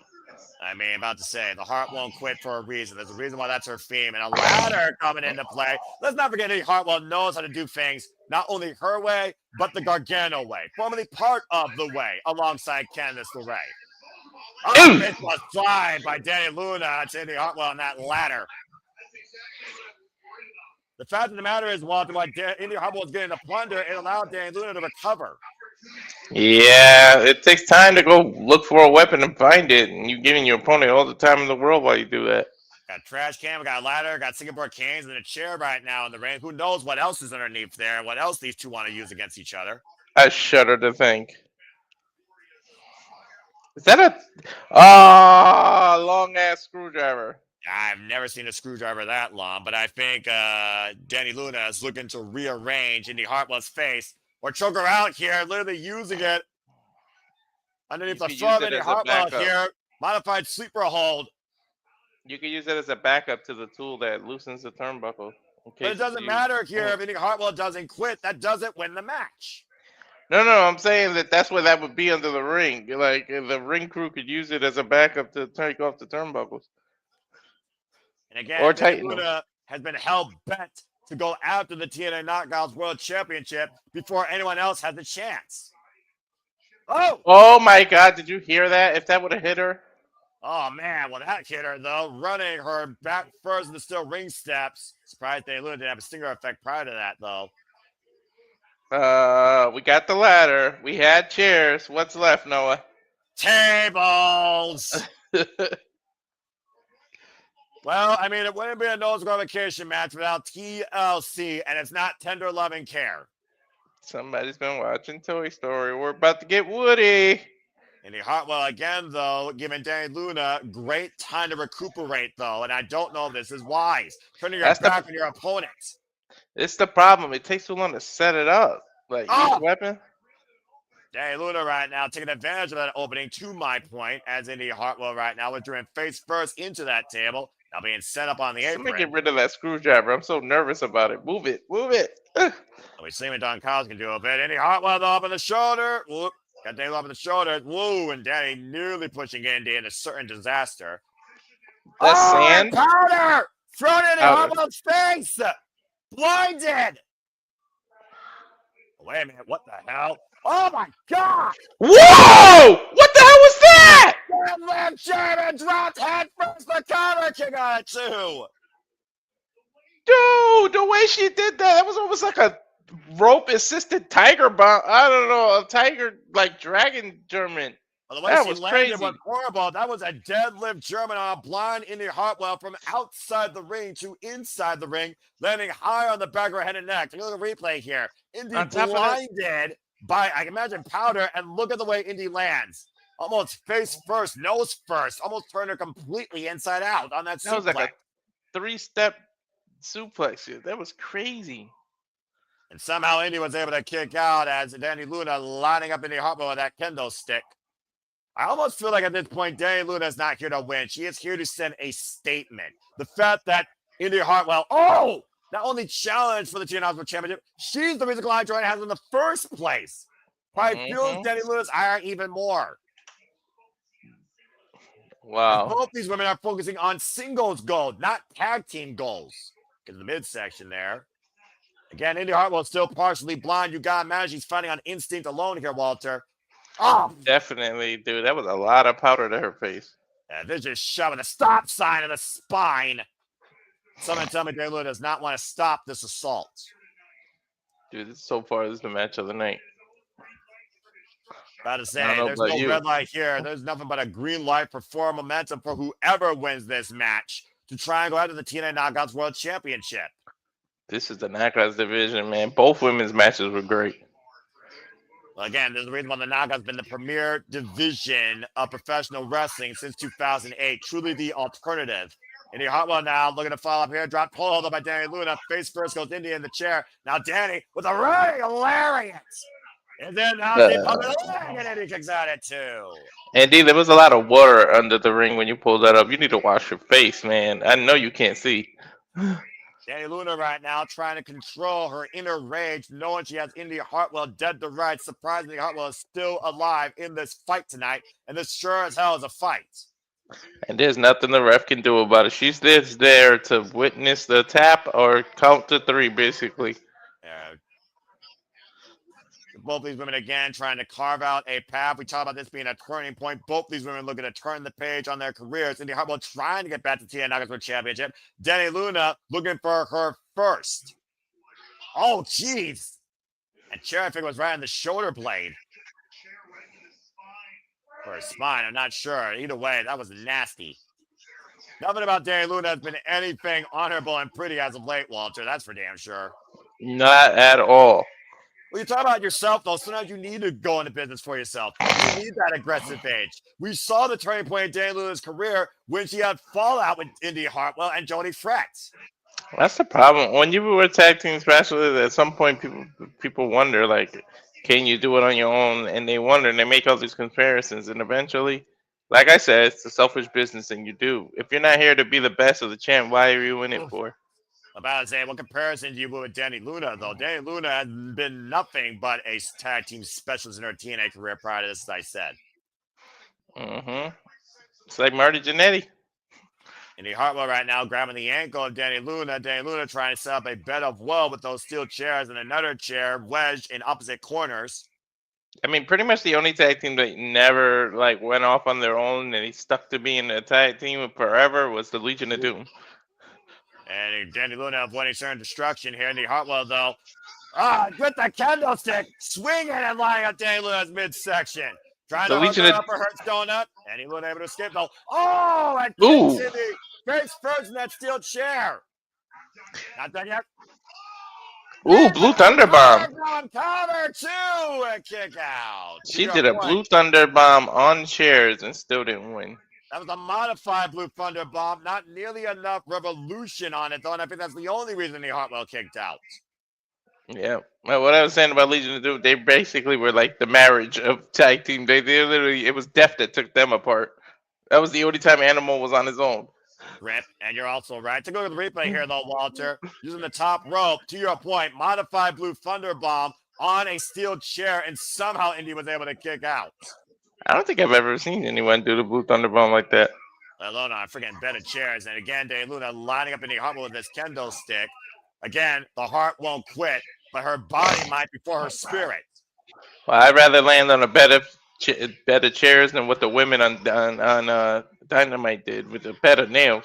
Demonstrating blind guts tonight. We are showing perseverance by Indi Hartwell here. And Dani Luna is trying to choke out Indi with a kendo stick. She got it under the throat, too. Position. She got it under the chin, I meant, right in the throat. And that's modified leverage, by the way, with that kendo stick, though. But notice how it's not perfectly aligned with Indi's throat. Now Hartwell back to her feet, but carrying Dani Luna on her back here with that kendo stick still braced against her throat. Indi Hartwell still partially blind, by the way, by that powder. May not know where her surroundings is. Trying to push Dani Luna in that steel chair that's falling out of the corner, but does force the separation. It was smart for Jody to force Indi to carry her weight because, let's be honest, there's a big weight difference. Big shots here by Indi Hartwell. The average with Dani Luna. Sent back first into that ladder. Somebody needs to tell the wrestling industry that ladders were meant to climb, to like change a light bulb or paint the roof paint a house or change a roof. Not for this one stuff. All these women trying to climb the ladder of their success toward the TNA Knockout Championship. Spine buster on the ladder. Indi Hartwell with the cover. And no kick out at two by Dani Luna. Give Dani credit. Did you see the way her knee landed on that ladder? The back of her knee, did you see it? I hope they show a replay because her knee got tangled. I would say her whole body got contorted there on that unforgiving, unwavering ladder. Dani Luna and Indi Hartwell still continue to fight in this no disqualification match. Dani kind of pushed her off. I'm about to say again, Indi Hartwell again is not seeing clearly. What is it going to take here? Ooh, using the top rope. Almost a stun gun against Indi Hartwell's throat. Now Dani Luna looking down on the outside and oh dear God. No. Wait a minute. Whiplash effect. Is she trying to do that same suplex but through a table? Exactly. Remember that table is still on the outside. Big boot though by Indi Hartwell to Dani Luna. Dani Luna now laid across that table. I shudder to think what's on Indi's mind. Well, in this type of match, Walter, the only thing that literally limits you is your imagination and how far you're willing to go to win this no disqualification bout, to prove a point. While you should challenge for the TNA Knockouts World Championship to be the knockout. Indi Hartwell now going up to the top rope. I sense disaster. Incoming elbow drop through the table. In the elbow, but the cover doesn't count outside the ring. For Dani Luna's Black Heart. She went for a cover, but the cover doesn't matter on the outside. I think it was just instinct. She hooked her leg and covered her. I don't know if you noticed it. Yeah, I did. Take a look at the replay here, by the way. A show-stopping move. Elbow drop to the heart of Dani Luna through the table, and both women crash and burn to the floor. Good Lord. You know what? Jody needs to be thankful that it's not a false count anywhere match because it would have been over right there. And Indi Hartwell right now bringing Dani Luna again inside the ring. Or at least you got to believe it would have been over. A full turnabout's fair play? Oh, trying to set up Hurt's donut, I think, with the top rope. Dani Luna back inside. Oh, vicious back elbow rocks Indi. Damn, that was the side of her cranium. And again, Walter, to your point, this match can only end via pinfall or submission inside the ring. Dude, that could have concussed Indi to that elbow. That was right to the side of the temple. Now, Dani Luna probably looking for Luna landing on the steel chair. Meanwhile, Nick Hartwell. Donut from Franco, Dani Luna in the chair. And then Hartwell with the cover. Indi wins this no disqualification affair. Dude, that was nasty, the way she used the chair. Oh, my God. Dude, her throat was draped against the back of that chair. The Heart did not quit. And Dani Luna, literally, her fire put out tonight by Indi Hartwell in this no disqualification bout. No offense, because I like her Indi and this weird. I didn't know she had this nasty side in her like this. Cassie, be proud. That was impressive. Take a look at the replay here, Walter. To your point, jaw first, Hurts donut on the roof of that steel chair. A move passed down by Johnny Gargano to Indi Wrestling, as Indi Wrestling wins tonight at Turning Point. Damn, Indi. All the steel chairs, the elbow through the table, all those candlestick shots, that ladder. Indi Hartwell put her body into this win. Dani, that's your fault. You brought her to this point. Well, think about it, though, Walter. Maybe Indi Hartwell needed to be brought to this point. Maybe this renewed a spirit in her, a confidence in her. Indi Hartwell, an impressive win, looking for a turning point to no doubt become the knockout and the knockouts world champion. Maybe all she needs is one more opportunity to Kelani or the winner of that triple threat match. Well, the jury is out. Is there anybody that can prove that the Heart can't be stopped? We go backstage with Santana Marella and the liaison of NXT. So has the investigation started tonight, or Carlos said it's going to be launched? Apparently hired more security.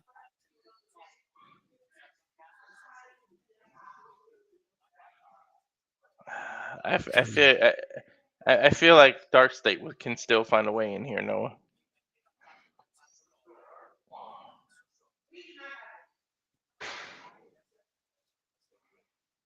Apparently just frustrated Santana Marella, and Santana Marella apologizing for his outburst earlier. I mean, when you try to run an organization and people just keep invading, you get pissed off too, you know? Yeah, and again, in the heat of the moment, even for me, I want to believe Ava Raine actually is integral, because I also do believe that the general managers of WWE actually don't have a superiority complex.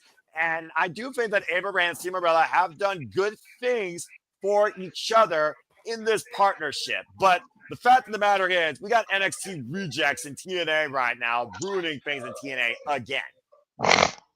Hey, man. I'll never forgive them for what they did to the X Division title. There's a reason why I no longer cover NXT. Period. And I'm not changing my mind unless you pay me. Anyway, that being said, to your point, Walter, we know, of course, that now a form of invasion is even being done by the TNA president. So I got to ask you, do you think that Nick Nemeth or Kazarian were involved in this? Was this an inside job? It just seems so far-fetched. This happens all of a sudden. Dude, Stevie Wonder can see that Frankie Kazarian is involved. Of course, fans heating up. So to come later tonight, Nick Nemeth will be teamed up with Frankie Kazarian. And Steve Maclin said if Mike Santana doesn't show up, he will still take on these guys 2-on-1 in a handicap match. I know, Santana. You would literally have to put this man in a hospital bed for him not to show up. I'm telling you.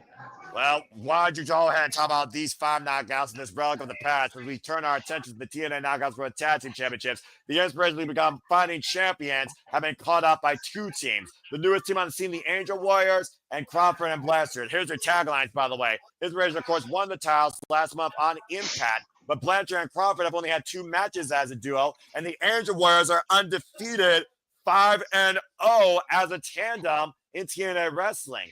If there was to be a title change here, Walter, the Angel Warriors might surprise us. Yeah, but why does Crawford and listen? I give her all the credit for her sobriety, but why is this still a thing? Her and Tessa, like why? All I know is this: I don't cover NXT. If Crawford and Blanchard win these titles, I may no longer cover TNA Wrestling. as we get ready for this triple threat match. Be a lighter schedule for me, that's for damn sure. I mean, I'm glad she's still around, like in terms I'm of not. life and things. No, I'm talking about personal, what she's been through. But no, this doesn't need to be a thing right now. Well, apparently, this has been a thing since Tessa Blanchard returned to TNA Wrestling, and that vixen has been along Tessa Blanchard's side. Tessa Blanchard, of course, coming off that bullying win against Mean Gia Miller, thanks to a roll of quarters, let's forget, at Bound for Glory, the undeniable Diamond, looking for her first accolade as the TNA Knockouts World Champion for the first time. I get it, Noah. To return. I get the reference to the quarters, but that was the dumbest ending to a match. I swear. It's Tessa Blanchard. She doesn't give a shit what we think. She cares about winning and making sure things are about her. And thanks to this relic of the Divas past, we very well might be looking at the darkest day in TNA Knockouts tag team history. Oh my god. Yeah, Tessa's not even dressed to fight. Like, is she gonna rip that off and have gear underneath? That's not her wrestling gear. Well, from hell to heaven, here comes Zaya Brookside and Lady Lee soon enough, the Angel Warriors. And we can only pray to God that if they don't win, they neutralize Tessa Blanchard and Victoria Crawford. I'm going for inspiration and hoping they win. But if anyone dethrones them and still make me happy, it'll be these two.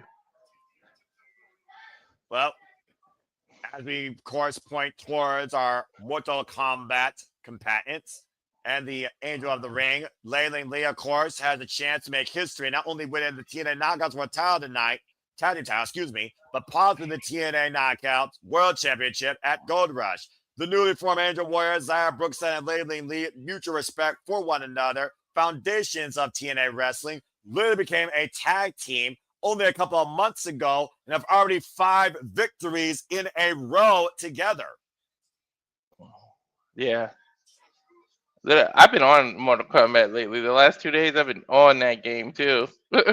I mean, we've seen sisters work together in Mortal Kombat play, whether you force it to happen or whether you actually believe it. Melina, of course, and Katana. The first ones I think of Sonya Blade and Scarlet. I think of course, Sonya Blade and her daughter in the new generation. And then this new generation of TNA Knockouts Tag Division. Yes, thank you, Cassie.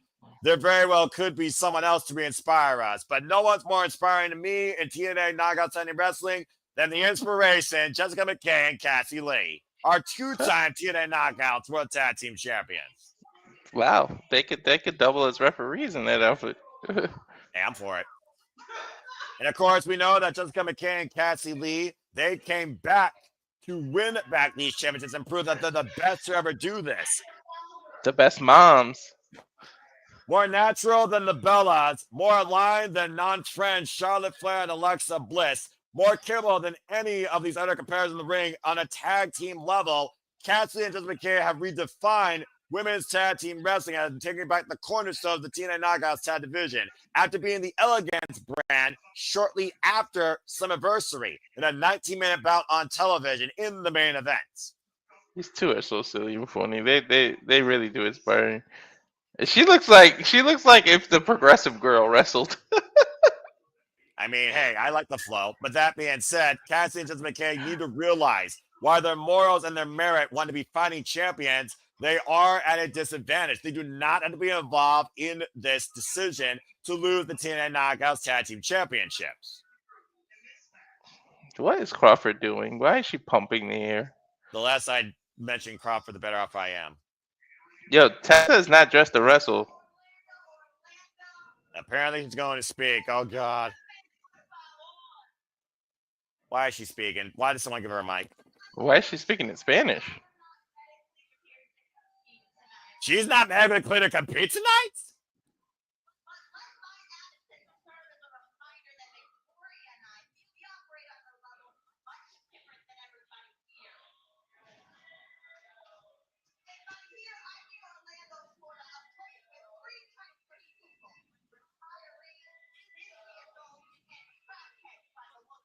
Damn. Crackheads, retirees, and what was the second one? Disney adults. I mean, she's not wrong. Who's going to replace her?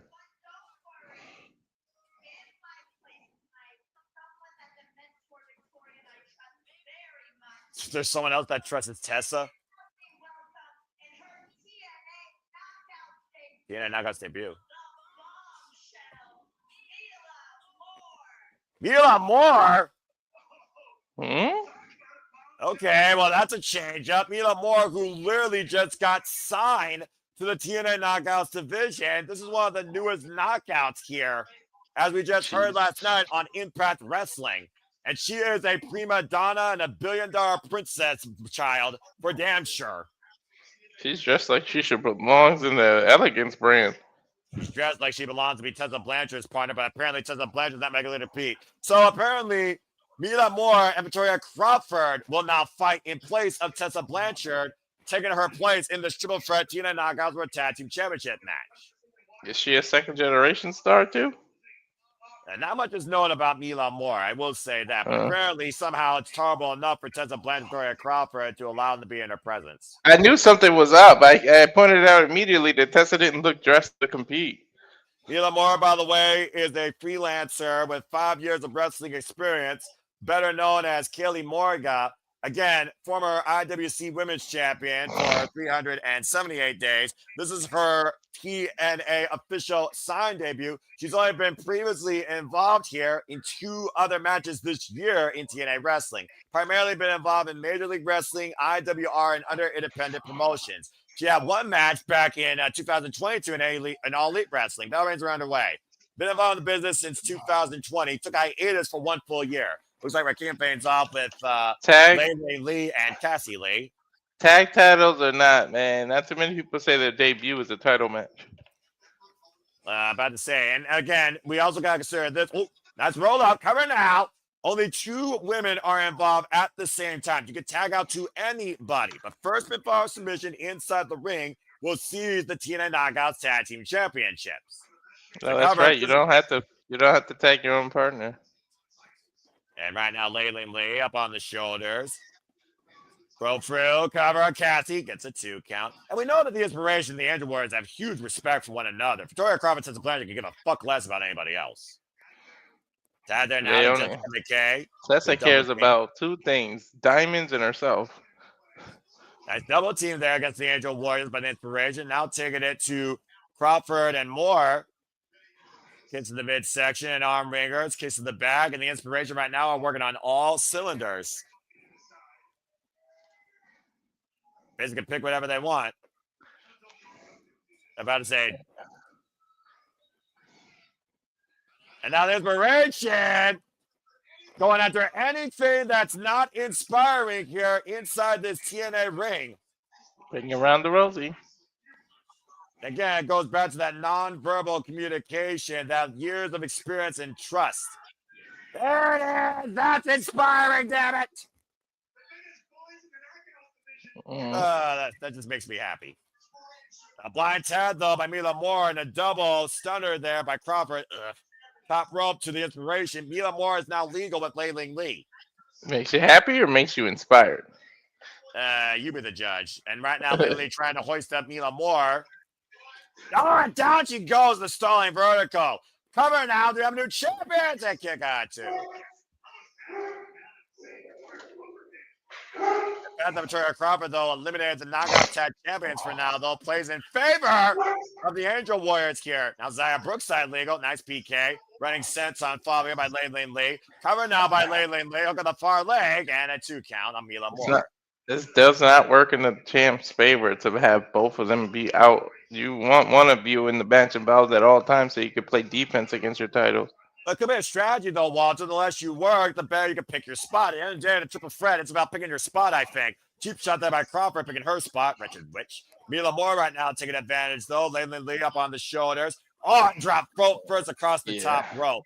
Yeah, but the fact that you can't defend you don't have to be involved in the decision to lose.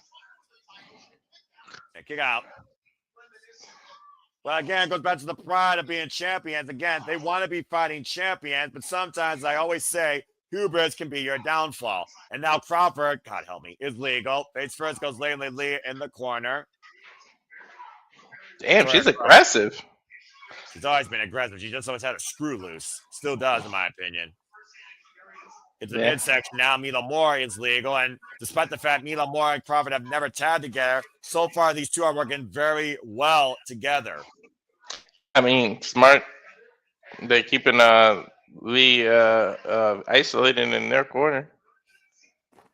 And again, that's the key. You isolate a member of another team in your corner. And do you not want to try and go after the newer team versus the champions here? Who do you find the more vulnerable target is also part of the strategy, especially for a team that literally just started today. Yeah, that's true. I mean, of course. Go ahead. They're a new team, Angel, but they're not new to the business. I mean, they're still two formidable people. Now, Ling Lee, of course, trapped right now in Mila Moore in the middle of the ring, possibly looking for a submission or wrestle. The inspiration's got to be aware, though. A sense of urgency will have to come into play at some point here, I feel. That's what I mean. You got to play defense. Oof. Down goes Ling Lee, hard whiplash by her hair. Stopped in the midsection now by Mila Moore, once again neutralizing Ling Lee's chance to make a tag to her partner or even get the inspiration back in here. Hey, Mila's kind of impressive. Mila Moore is very aggressive, as you can see right here. You thought she was very humble, and then she showed you her true colors last night in TNA Wrestling in that video package. Definitely full of herself. She's impressive.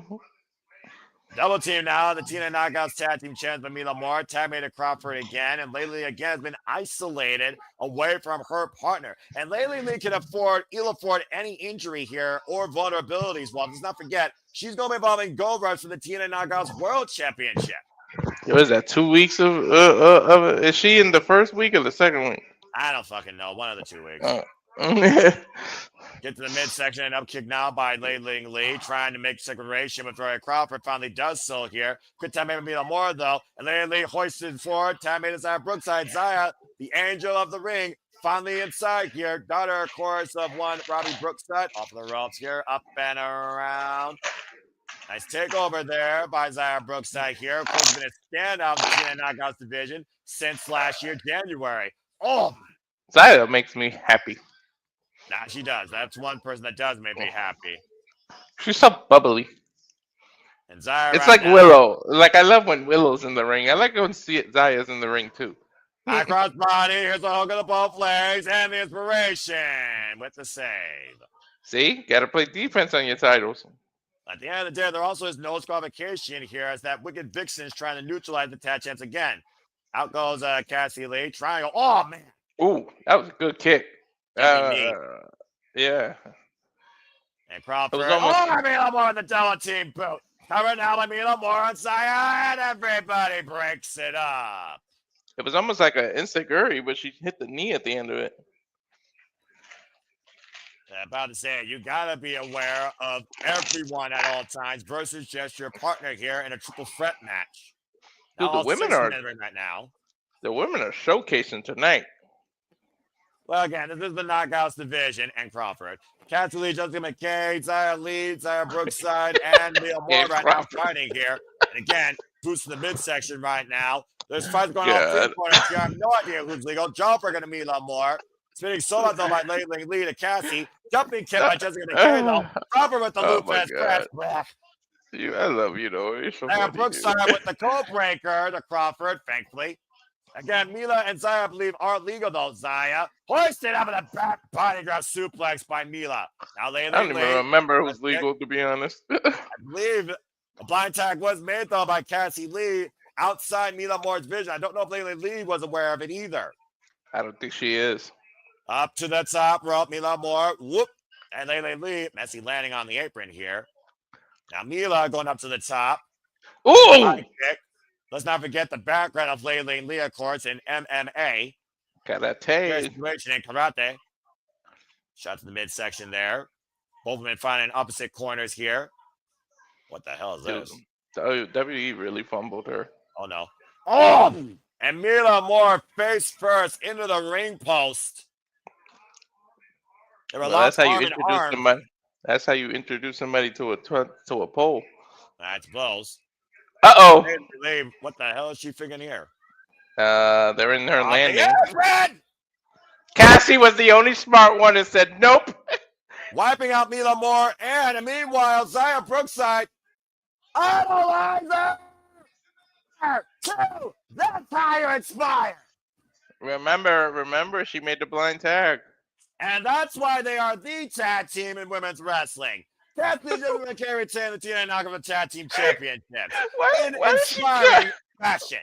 She counted with the referee. I love when she does that. That's because they knew they had the win here. Again, the awareness, the experience. As you see, Carlos Silva here presenting the TNA Knockouts Tag Team Champions on the TNA logo to the tag team in TNA Wrestling. Team Mommy Cassie and McKay still inspiring the TNA Knockouts Tag Team Division. Congratulations to my favorite pairing. There you have it. Carlos Silva does not know how to dance, so don't try. I mean, I'm about to say, I guess the inspiration can inspire anybody, right? Wow, this guy's got worse moves than me.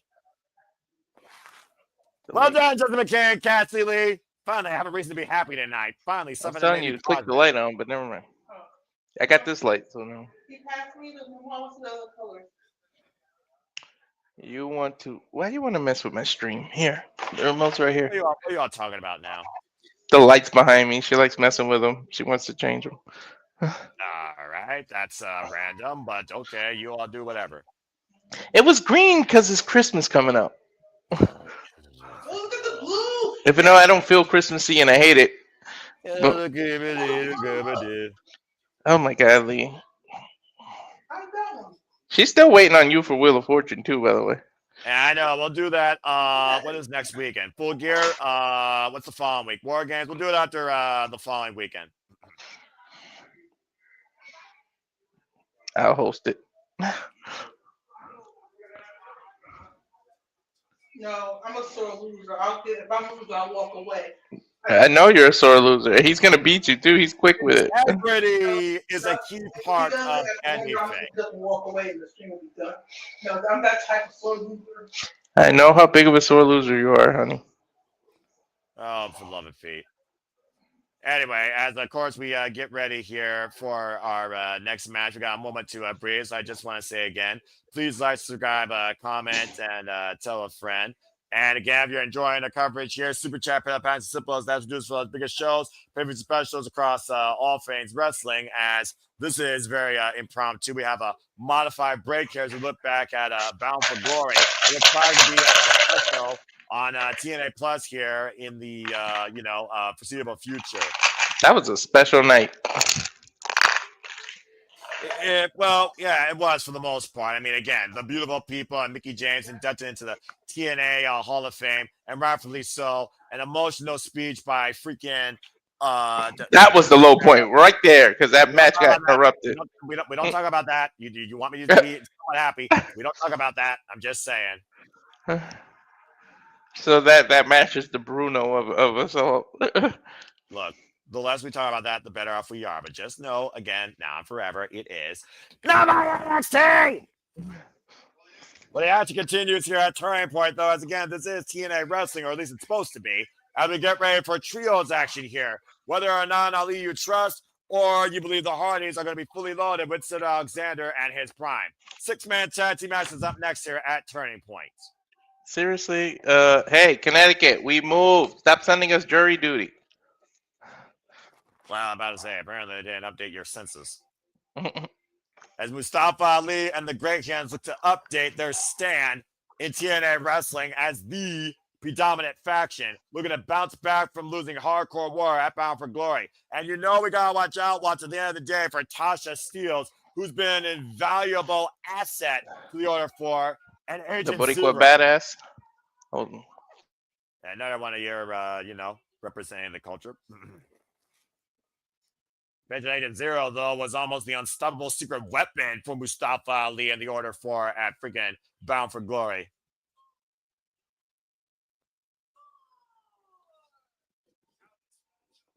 Very unique to this matchup.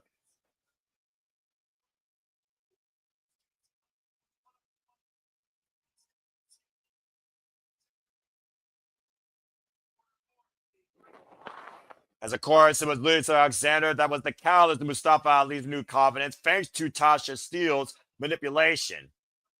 And of course, we saw last night on TNA Wrestling, Jason Hodge in singles match against Sid Alexander. Cedric able to get the win though, but Mustafa Ali and the Order 4 assaulted Cedric after the match, and the Hardys came to Cedric's aid, which led to this trios match here tonight.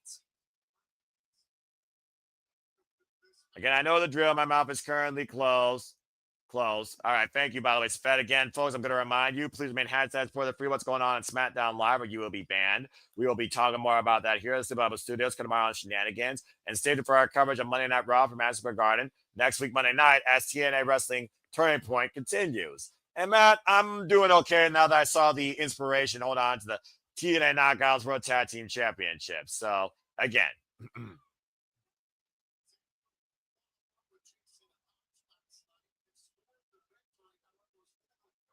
Again, Order 4, though, has been trying to make an expense opinion against everybody else here. As here comes the Hardys, still TNA World Tag Team Champions after beating Team B.D.E, of course, in one last table.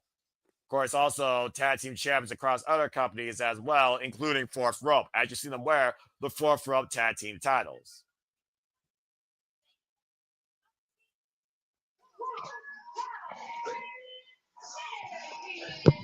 This is small, whatever it is. Oh, boy.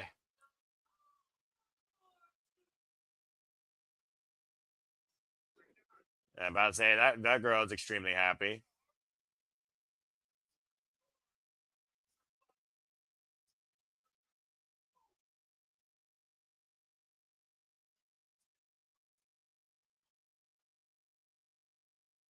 And, of course, they're also, I believe, the House of Glory Tag Team Champions, much to James. Are they still? I don't know, actually. I would have to probably look that up. Either way, Full Sail University seems pretty loaded as they're on their feet, rocking here with the Hardys.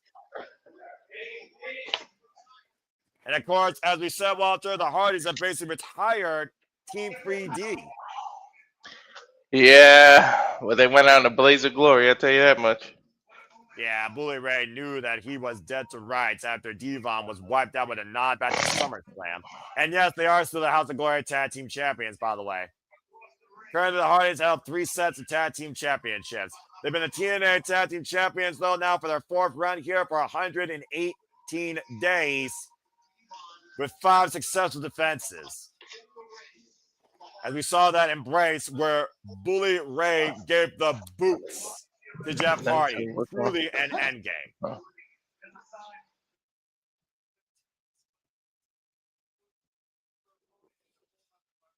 But I'd say to leave the boots in the ring is one thing. To hand the boots to your opponent, that is a level of respect very rarely matched with your rivals in this business when it comes to the end. Sorry, my brother was looking for a towel, taking a shower. All right, that's cool. And plus, I was showing him Tasha Steelz. And that's his favorite? No, he doesn't know anything about it, but I was showing him Tasha. I was like, release your Puerto Rican. He was like, oh. And again, you got to wonder if Agent Zero and Tasha Steelz will get involved here in this trios match we are underway here. It looks like Sid Alexander and Jason Hodge are going to pick things up where they left off last night. Mm-hmm. And again, Mustafa Ali was on commentary last night during that match, in case you're all wondering how he was so involved so quickly and so promptly. Why does Hodge remind me of what Pac used to look like? It's a pretty good similarity. Oh, my knee, Noah. My knee hurts. Follow up there, PK by Cedric. Here's the cover and a 2 count. Again, there you see Agent Zero looming in the entranceway, Walter. We got to watch out for that secret weapon. So much unknown about that guy, too. Now, Matt Hardy up on the second rope here. Again, Jason Hodge. Oh! Double axe handle to Jason Hodge's left arm. As the Hardys look to delete the Order 4 and the Great Hand's chances of ever becoming TNA Tag Team Champions. Dude, what is up with the flow? We're already like the 5th, but we're almost at the main event. This flew by. TNA always does that. We've always talked about that, dude. And hello, Sandy. It's also good to see you. And again, it's what we do at some of our studios, cover all things wrestling. And again, now Matt Hardy deleting John Schuyler's arm here. And again, it's one of those things where there's something for everyone. So, find what you love or find something you can love. You don't have to like everything, but you certainly can try anything. As again, Matt Hardy is deleting John Schuyler now across the turnbuckles. And again, for a show that was really made 24 hours ago, to at this point, it has been very quick. To at this point, the only match left is the X Division Championship, the 8-man tag, and the main event tag team match. Still up for debate whether or not we're actually going to get that because no one knows where Mike Santana is. Up and over goes John Schuyler to the floor. And Jason Hotch. And the Hardys right now getting this match in favor of their side. Hotch set up and over right hand in the midsection. And a tap made out of Sid Alexander. I mean, I know the Hardys are the epitome of a tag team, but they never work. They don't work with Cedric? Oh, wait a minute. What the hell is this? Now hoisting him up and oh my! Launching Hotch into the rest of the order floor. And to your point, by the way, about Lakers cars earlier, notice the purple and gold on the order 4, Walter. I guess that's just the thing right now. We're going to remind people that we're the bad guys. Hate us because we favor the Lakers versus the Orlando Magic. Again, literally, Jason Hotch just hoisted up and over, released power bomb. Right now, Tasha Steele's trying to regroup the order 4. Mustafa Ali and the Great Hands talking strategy, clearly. The freaking secretary keeping her man in line.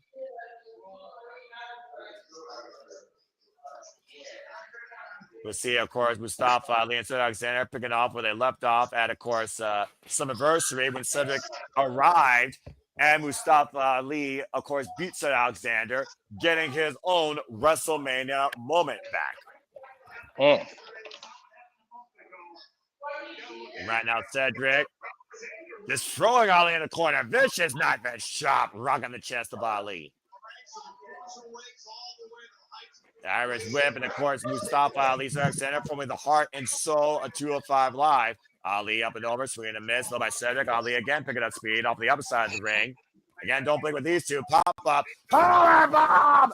No! What a kick out. Woof. Talk about impact, Walter. Sheesh. Right? Ooh. Ali almost went through the damn ceiling right there.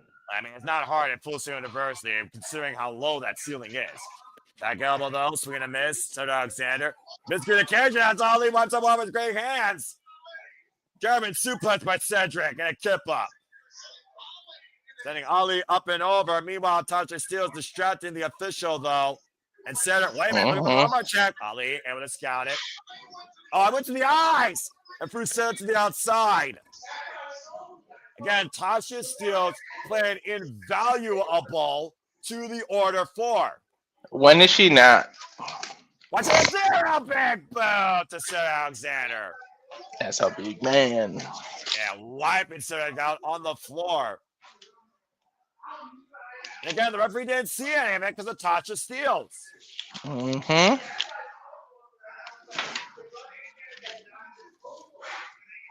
You see right now how Agent Zero has once again neutralized the field. And all he knows, of course, that Cedric Alexander is legal, just mocking the Hardys, and Matt Hardy had enough of it with a cheap shot. Exactly. Every more Matt Hardy, if he does that again, they will be disqualified here. The non-legal man can't do that type of stuff. Hey, man, do they even care? It's not like it's for the titles. I'm about to say, I don't know at this point. I think TNA is trying to be somewhat integral, but again, the jury is out. We'll find out. Well, I mean, about to say, I'm tired. So Alexander went face first in the top turnbuckle. And again, let's not forget Mustafa Ali and the Order 4 took out Elijah last night with that guitar shot to the left arm. Further compromising shoulder injury. There's no good driver there by Cedric Alexander. Drops John Schuyler, drives him down hard. Doesn't go for the cover, though. but this could be a huge moment for Cedric to make the tag. After suffering a loss in hardcore war, you gotta imagine Mustafa Ali will stop at anything to win this match tonight. Whoa, man! Ooh. Back body drop. Dude, Ali be catching height on his when he gets back body drop. Yeah, no kidding. Not Jason Hodgkin, though. Watch out with Gurry, though. For only a moment, though, meanwhile, John Skyler pulls Matt Hardy off the apron, preventing the tag. Rolling kick. Brock Cedric now going for the cover. Is that enough here? And Cedric is at it, too. About to say, though, again, this match swinging like a pendulum here when it comes to favor and momentum here. Nobody can keep momentum at all. Jason Hodge, though, fired up here. Might be looking for what was passed down to him. Mustafa Ali rolling in. Look for the cutter. Oh, my God! Divine driver! And again, Alexander able to scout that. Just like last night on Impact. Mm-hmm. Incredible counter. Tag made to John Skyler. Tag made to Matt Hardy. Now Matt Hardy to meet John Skyler, center of the ring. The Irish whips and off the ropes. Big elbow. Of course, we saw the broken Hardys at Halloween Havoc lose the NXT Championship just to Retribution, unfortunately. Irish whips and off in the ropes. Back elbow, though, to the temple. Oh! Drop down with a net breaker.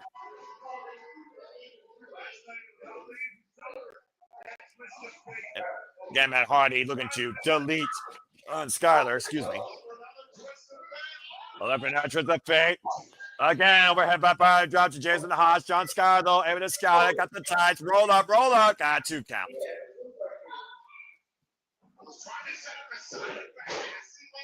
That was a messy side effect. Don't think you got all of this. I don't think so at all. You okay? Yeah, I got hiccups. I hate that. Okay. It's all good. Thank you, though. No problem. Get to the midsection. Looking for possibly a twist of fate. Oh, wait a minute. Oh! What the hell was that? I don't know, but he just bugged him in the head. Meanwhile, Skyler with the cover. Alexander kind of lightly interrupted it, if you noticed. Well, you can see how close they were to the opposite corner. Yeah, that wasn't the smartest to try to do that. Well, whatever Mustafa Ali used, he almost stole a win there as John Skyler nearly pinned Matt Hardy, won half of the TNA Tag Team Champions. Tag made out Jason Hodge. Again, the referee did not see whatever Mustafa Ali did. Irish whip, now Matt Hardy, legal Mustafa Ali. Ali up to the second rope. The corner, midsection. Matt Hardy looking for a twist of fate. DDT!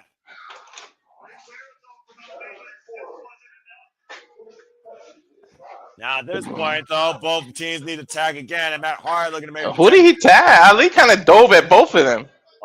Apparently, the tag was made to John Skyler, and the tag was made now to Jeff Hardy. Now, Jeff Hardy sent into the battle. The snapmare. Drop kick to the back of the head and neck.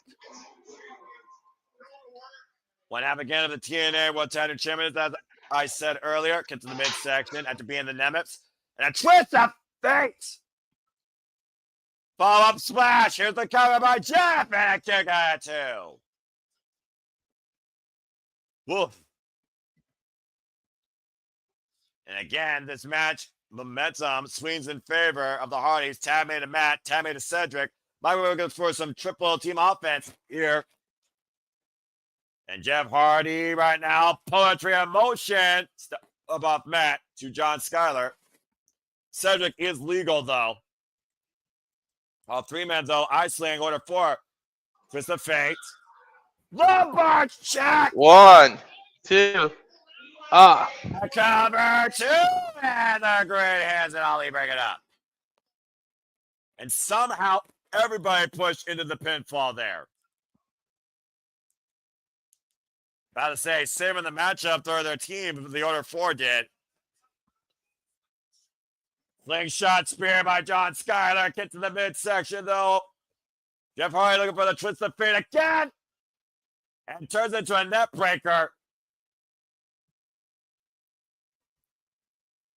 Now Jeff Hardy possibly looking how to steal in the ring, though. Not going to allow Jeff to make it up to the top rope, but not getting physically involved here either. Look at the Swanton bomb. Ali pushing the Tasha Steels. Now Tasha on the back of Ali. Get to the midsection. Wait a minute. What the hell? Oh! Switch the fake to Tasha Steels and Mustafa Ali. Now they're hurting in the cover. What the? The referee pulled out by Agent Zero. Mustafa Ali's personal weapon once again has re-engaged itself. And the Hardys have not faced Agent Zero just this time alone, folks. And last time it did not go well. You want to talk about people with statuesque demeanor here. Oh boy. This is not going to end well. Agent Zero standing with the Hardys. Meanwhile, Sir Alexander with equalizers, possibly chairs. Chair in the midsection now. And the Hardys trying to break down Agent Zero. If possible here, there is no referee in play. Agent Zero driven to the outside with that steel chair in the spine. Zero right now, chairs in the midsection. This is what you got to do to neutralize this secret weapon. The Hardys pushing Agent Zero all the way back up the entranceway right now with these steel chairs. Especially Agent Zero right now being sent back. While Sir Alexander, Mustafa Ali, I believe, are still into legal men. And the referee thrown back in. John Schuyler trying to get involved. Jason Hart trying to How did I get so far behind you all of a sudden? Swing and a miss. Oh, the low blow. Referee didn't see it. Inside cradle. Small package. Oh, let him steal that. I still got the match going on with them hitting Agent Zero with the chair. How did I get so far behind you? I don't know. Just go ahead and let me know once you see the ding, ding, ding. But Ali gets the win, folks. Dude, you and me were so in sync this whole time.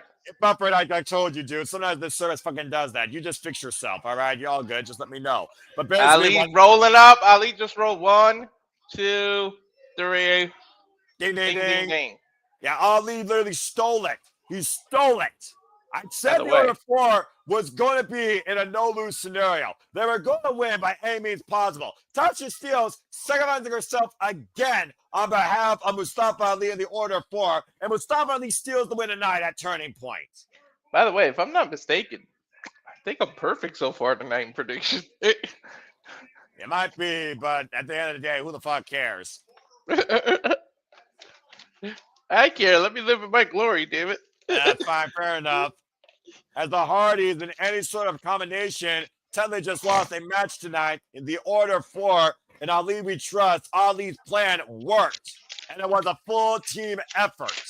Dude, Tasha stays sacrificing herself. She don't get enough credit. Yeah, for what it's worth, there is no denying how invaluable Tasha Steels is to this foursome.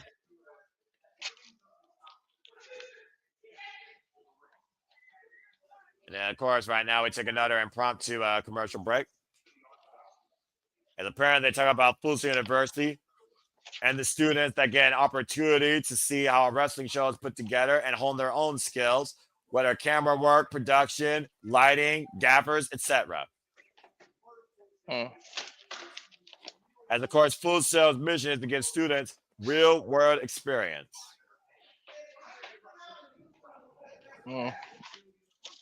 As of course, TNA Wrestling has partnered with Full Sail University. Full Sail University. And there you see a glimpse, by the way, Walter, of the production. There you take a look at it. Why would they show that? Well, this is earlier on the production trucks. They wanted to make sure that there is nobody involved in that bullshit we saw last night. Oh, yeah, that's right. And this is also where you learn how many cameras, how many angles, how much goes into producing a TNA show. That's wild to think about, by the way. Look at all those cameras.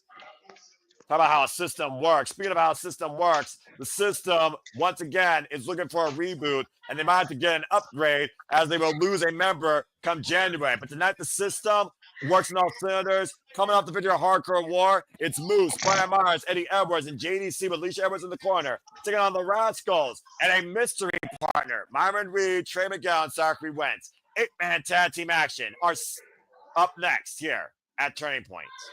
Yeah, this is where I get a little nervous. I think I learned to stop going against the system, though. Well, let's see what happens tonight because, again, as I pointed out, we saw the system work as a true unit, a family, the foundation of TNA Wrestling at Bound for Glory against the Order 4. And as we heard last night on TNA Wrestling, JDC is officially retiring in January. Genesis will be it. Hey, yo, dude, that strikes me as so odd. He's not up there in age like that.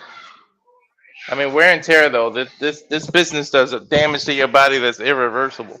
And the damage to your mind as well. If your body doesn't break, your mind might waver. Either way, we have the system in full tonight here in 8-man tag team action. I mean, how many times have I said the only time somebody's 100% is when their first match? I'm curious to see who this Rascal is going to be. Better not be somebody from NXT. We got Myron Reed, Zachary Wentz, and Trey Miguel. Of course, we saw Myron Reed that incredible match against Leon Slater for the X Division Championship. And Zachary Wentz and Trey Miguel are former TNA Tag Team Champions and TNA X Division Champions in their own right. I want to see. Come on. Let me know who it is. Let's find out here. Smoke them if you got them. It's back! Oh! Desmond Xavier! That's so weird. Like, so you're just gonna forgive all that? And he grew his former Wes Lee from NXT. Time heals all wounds, apparently, Walter. And he's got the braids back? You see the emotion, the embrace, as we're seeing for the first time ever, the full Rascalz. I might have to. Damn it! And I picked the system to win now. There's no way they're going to lose. No way Rascalz lose now. 5 years ago, Desmond Wentz, Trey Miguel, and Zachary Wentz, Desmond Xavier, excuse me, ran roughshod and smoked in and out of the treehouse across TNA Wrestling in trios bouts and efforts against the likes of Moose and the North. Wes Lee and Zachary Wentz went on to go on to NXT. And while I want to achieve greater things, we have all the Rascalz back home, including Myron Reed, for the first time ever in TNA Wrestling as a team. I got to get used to his new name. Xavier, is it? Desmond Xavier, that's his original name. Desmond. Not his WWE slave name. What a moment, though, right now, as the system was honored that the Rascalz wanted to face them.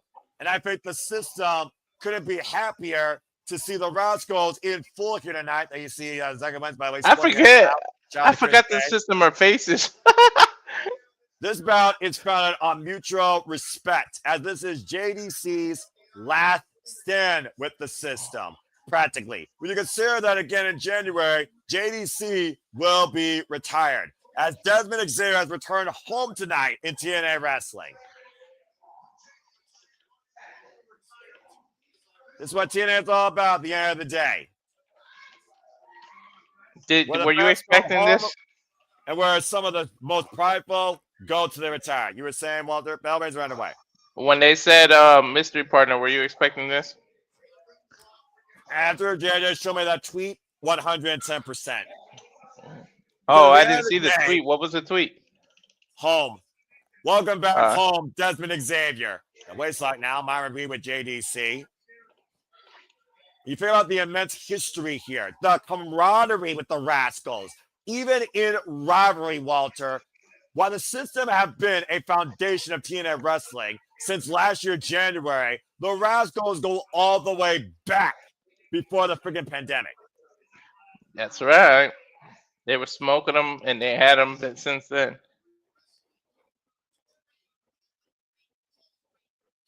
And, of course, Killer Kowalski, of course, in 1999, trained many of these men, including JC and Eddie Edwards. I took about Tierra's there on Myron Reed. And again, I wonder if we were going to Fandango here, possibly. I'm about to say, let's not forget, for those that don't know, we're talking about a guy who's retiring that beat Chris Jericho at WrestleMania. Yeah, you heard me right, folks. This man that's retiring beat Chris Jericho at WrestleMania. I'm just saying.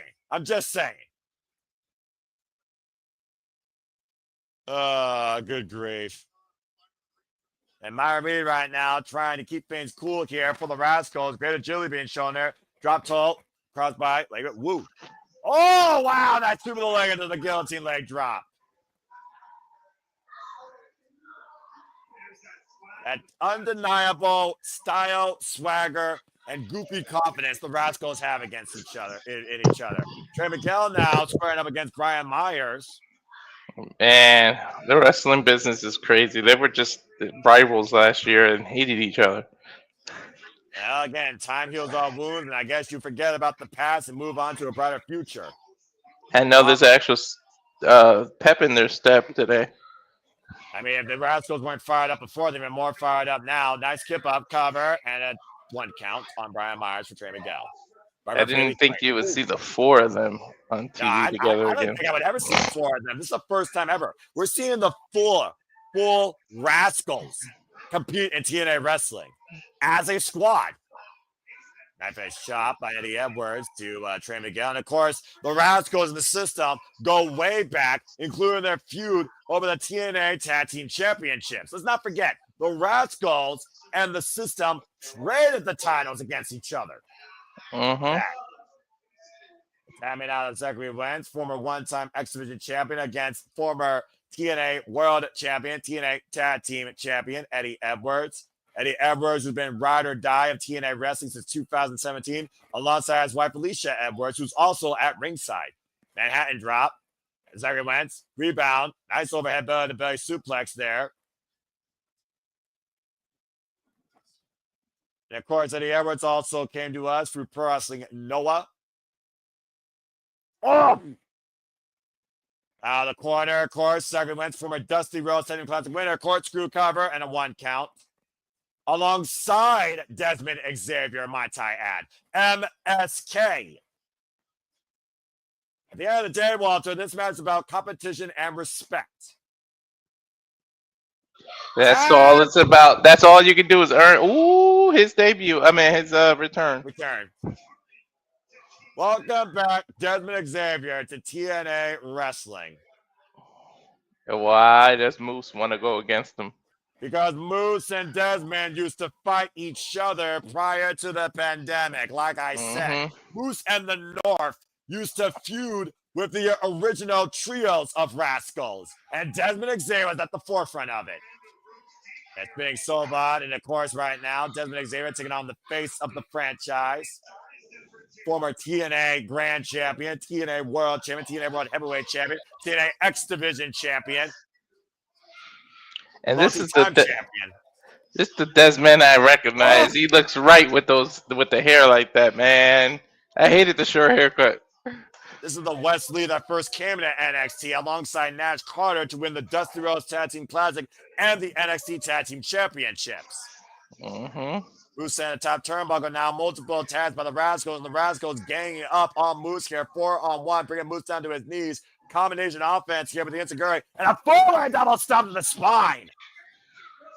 Rascalz assemble into the cover. Kick out at 2. Oh, I got scared because I think I picked the system. Well, do you trust the system still at this point, Walter?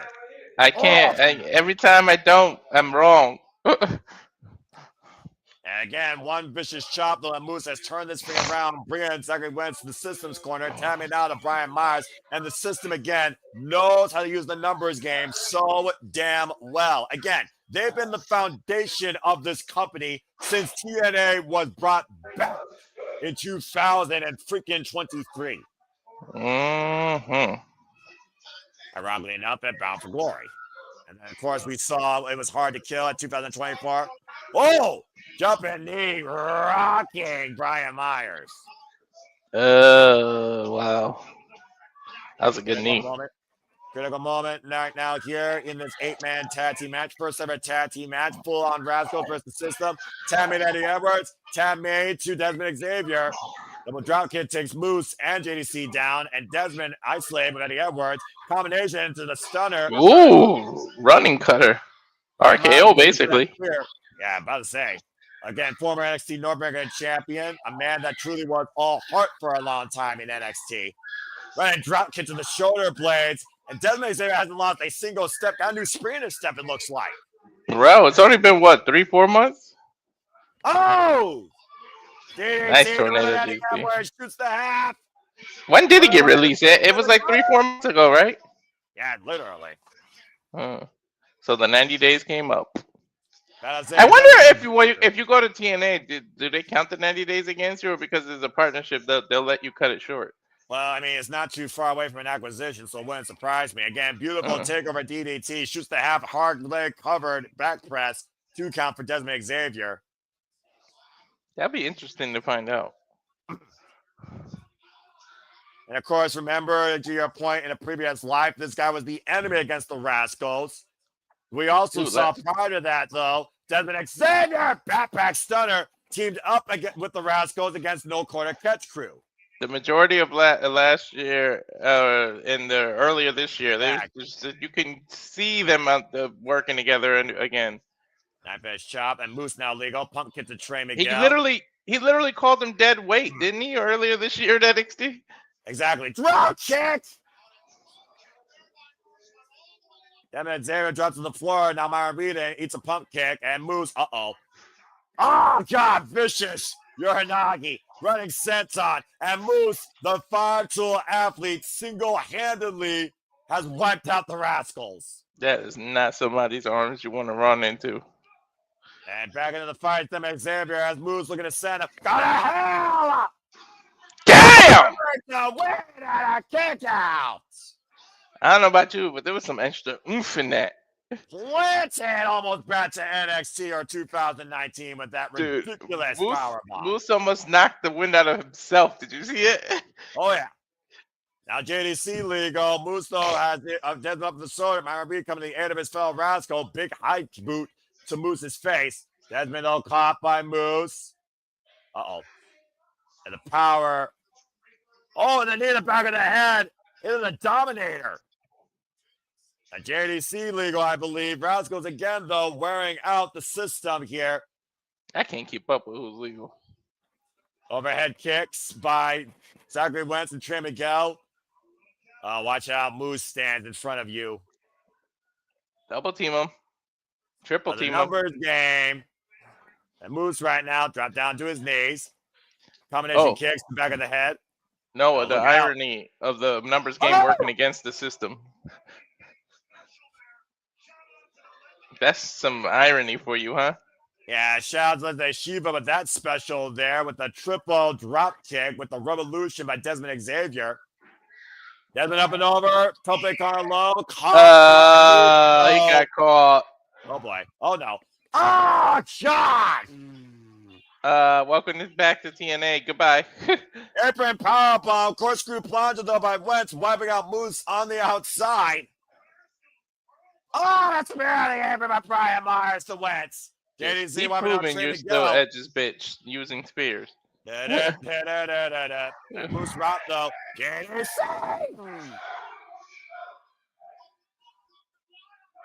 The wild, strange man with Whisper in the wind. And Trey Miguel step up. Tope on Kilo wiping out JDC. Did you hear that, man? I'm not going to say his name, but his new song that I shared with you, that's hilarious. Yeah, about to say. And right now, Eddie Edwards saying bye-bye to Rascalz with a Tope Suicida. Trey Miguel got some distance on that. Again, the American Pie was great. Oh my God! What the hell? Did he just do a cutter and then take out the entire match with take everybody out like a bowling pin? That's exactly what he did. Look at the replay and the height. Lunging over that top rope with that cutter to the floor of Brian Myers. Somebody got a strike. That was ridiculous. Flame on. Speaking off the top rope, JDC, I believe, is inside the ring. Myron Reed up and over. Myron Reed sent face first in the apron, though. JDC running uppercut. Desmond Xavier hoisted up. Planted. Modified Blue Thunder Bomb. Senton drop by Moose. Elbow drop by Brian Myers. The leg drop by JDC. Has the system worked again. And the cover. Trey breaks it up with the Oh, double-knee. a top rope Meteora ended it. Holy Dude, hell. he just literally took a move from each member of the system. System overload to the max. Almost overheated, and Trey Miguel snuffed it out with that top rope Meteora. The system almost. Whew, they might have to call IT. No, get ready for your phone to ring. This is the definition of TNA wrestling, Walter.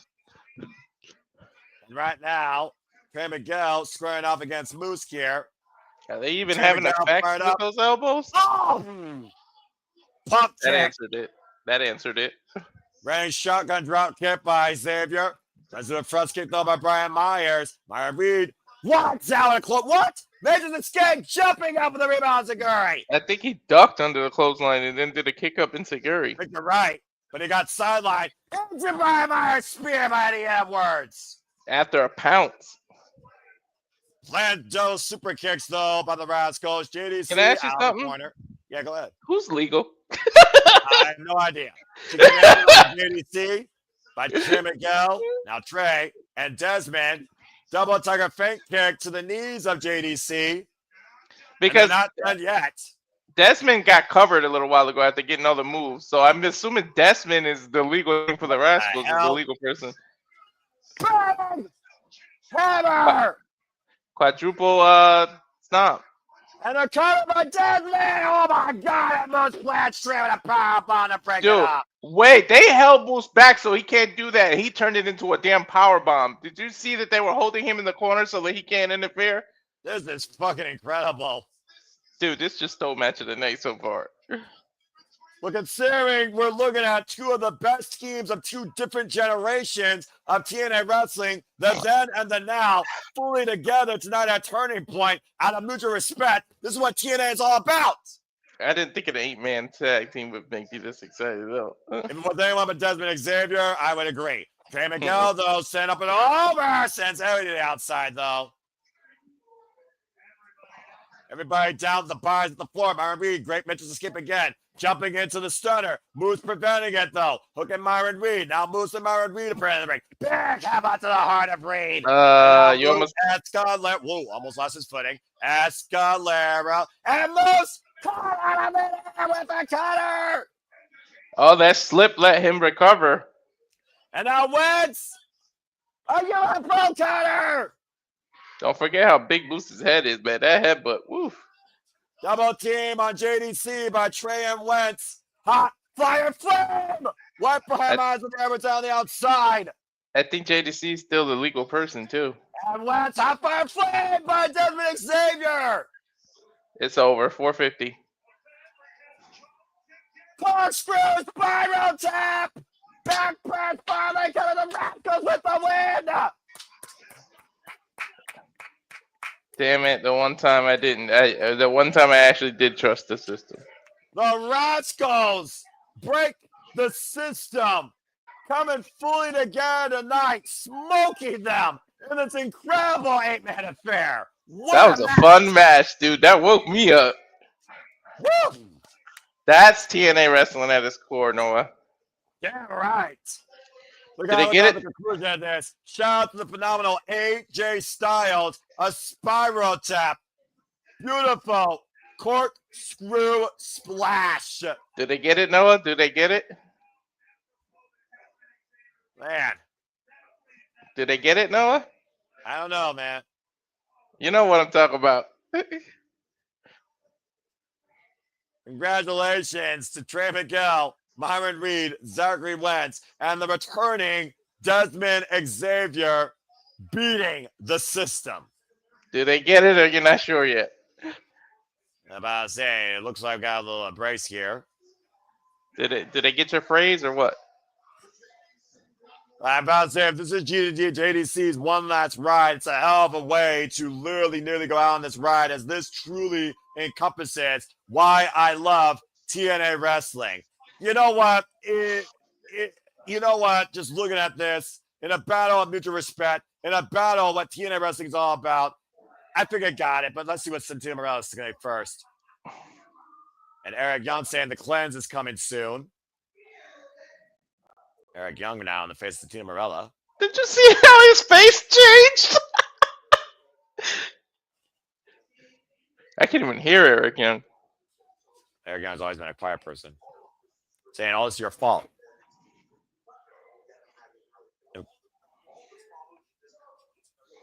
All the problems in this company. Yeah, go ahead. Go ahead, Walter. That's all I heard. I can really hear it. Since you're asking how I know it wasn't you. Do you think it was me?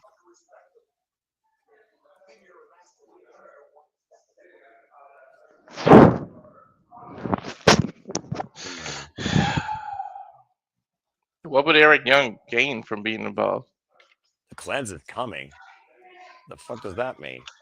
Oh my god. Does he have another group that he's going to be in charge of?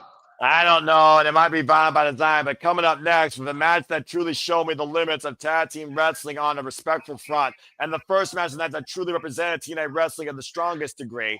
I will say System versus Rascalz in full Rascalz mode with the return of Desmond Xavier. That's professional wrestling, damn it, as we get ready for our semi-main event for the X Division Championship. Here's the X Factors, by the way. Rich challenged Leon Slater last night on Impact. Swann's last single match in TNA was for the X Division Championship. But Leon Slater has not lost a one-on-one in TNA or NXT in the last 7 months, becoming the youngest TNA X Division champion in this company's history. Oh my gosh, that was so good. And this is the worst theme possible in TNA wrestling. Shout out to Vipers for sets. Again, if you want your dictate the conversation, super type of as simple as that. And honestly, Dakota Kai would fit anywhere as long as she is able to not get injured. I prefer him coming all night long like he does in the Indies. Well, maybe this match won't last all night long because after that, I think we need a cool down because holy hell, that was match of the night. That was fucking incredible. So again, welcome back home to Desmond Xavier. Congratulations to Desmond Xavier, Zachary Wentz, Trey Miguel, and Myron Reed beating the system.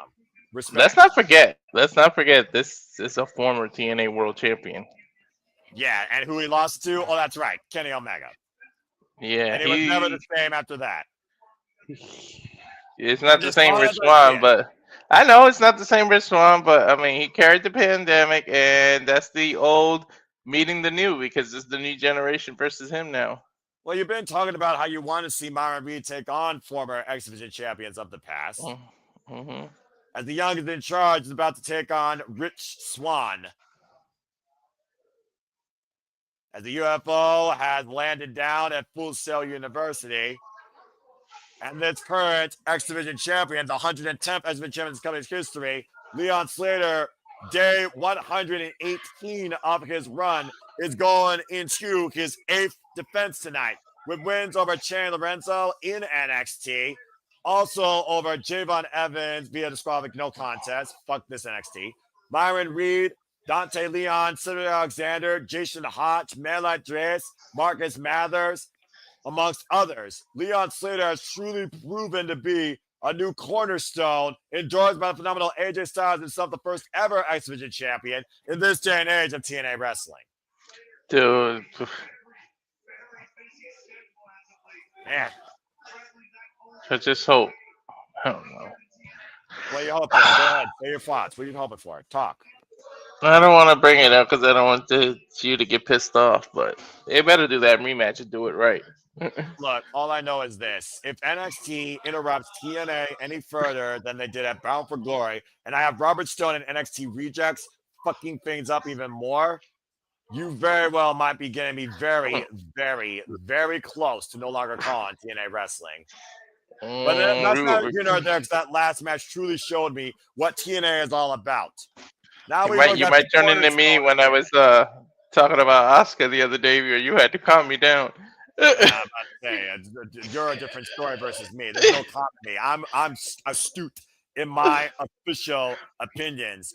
No, it was just a question in the chat, and I acknowledged it for a little bit because it was a quickie. And again, AEW or TNA, either one will work for me. But considering I think the more evolved in this division is AEW after what I saw Wednesday night, her style I think she would fit in AEW. Bell rings were underway. Ding ding. For this X Division Championship match, our semi-main of tonight. I honestly would wait. All right, and then have a mystery person in the Owen Hart tournament and debut her there if I was them. I thought she was going to be the mystery person, honestly, or a wild card. And even at Daly's place, but that's not here nor there.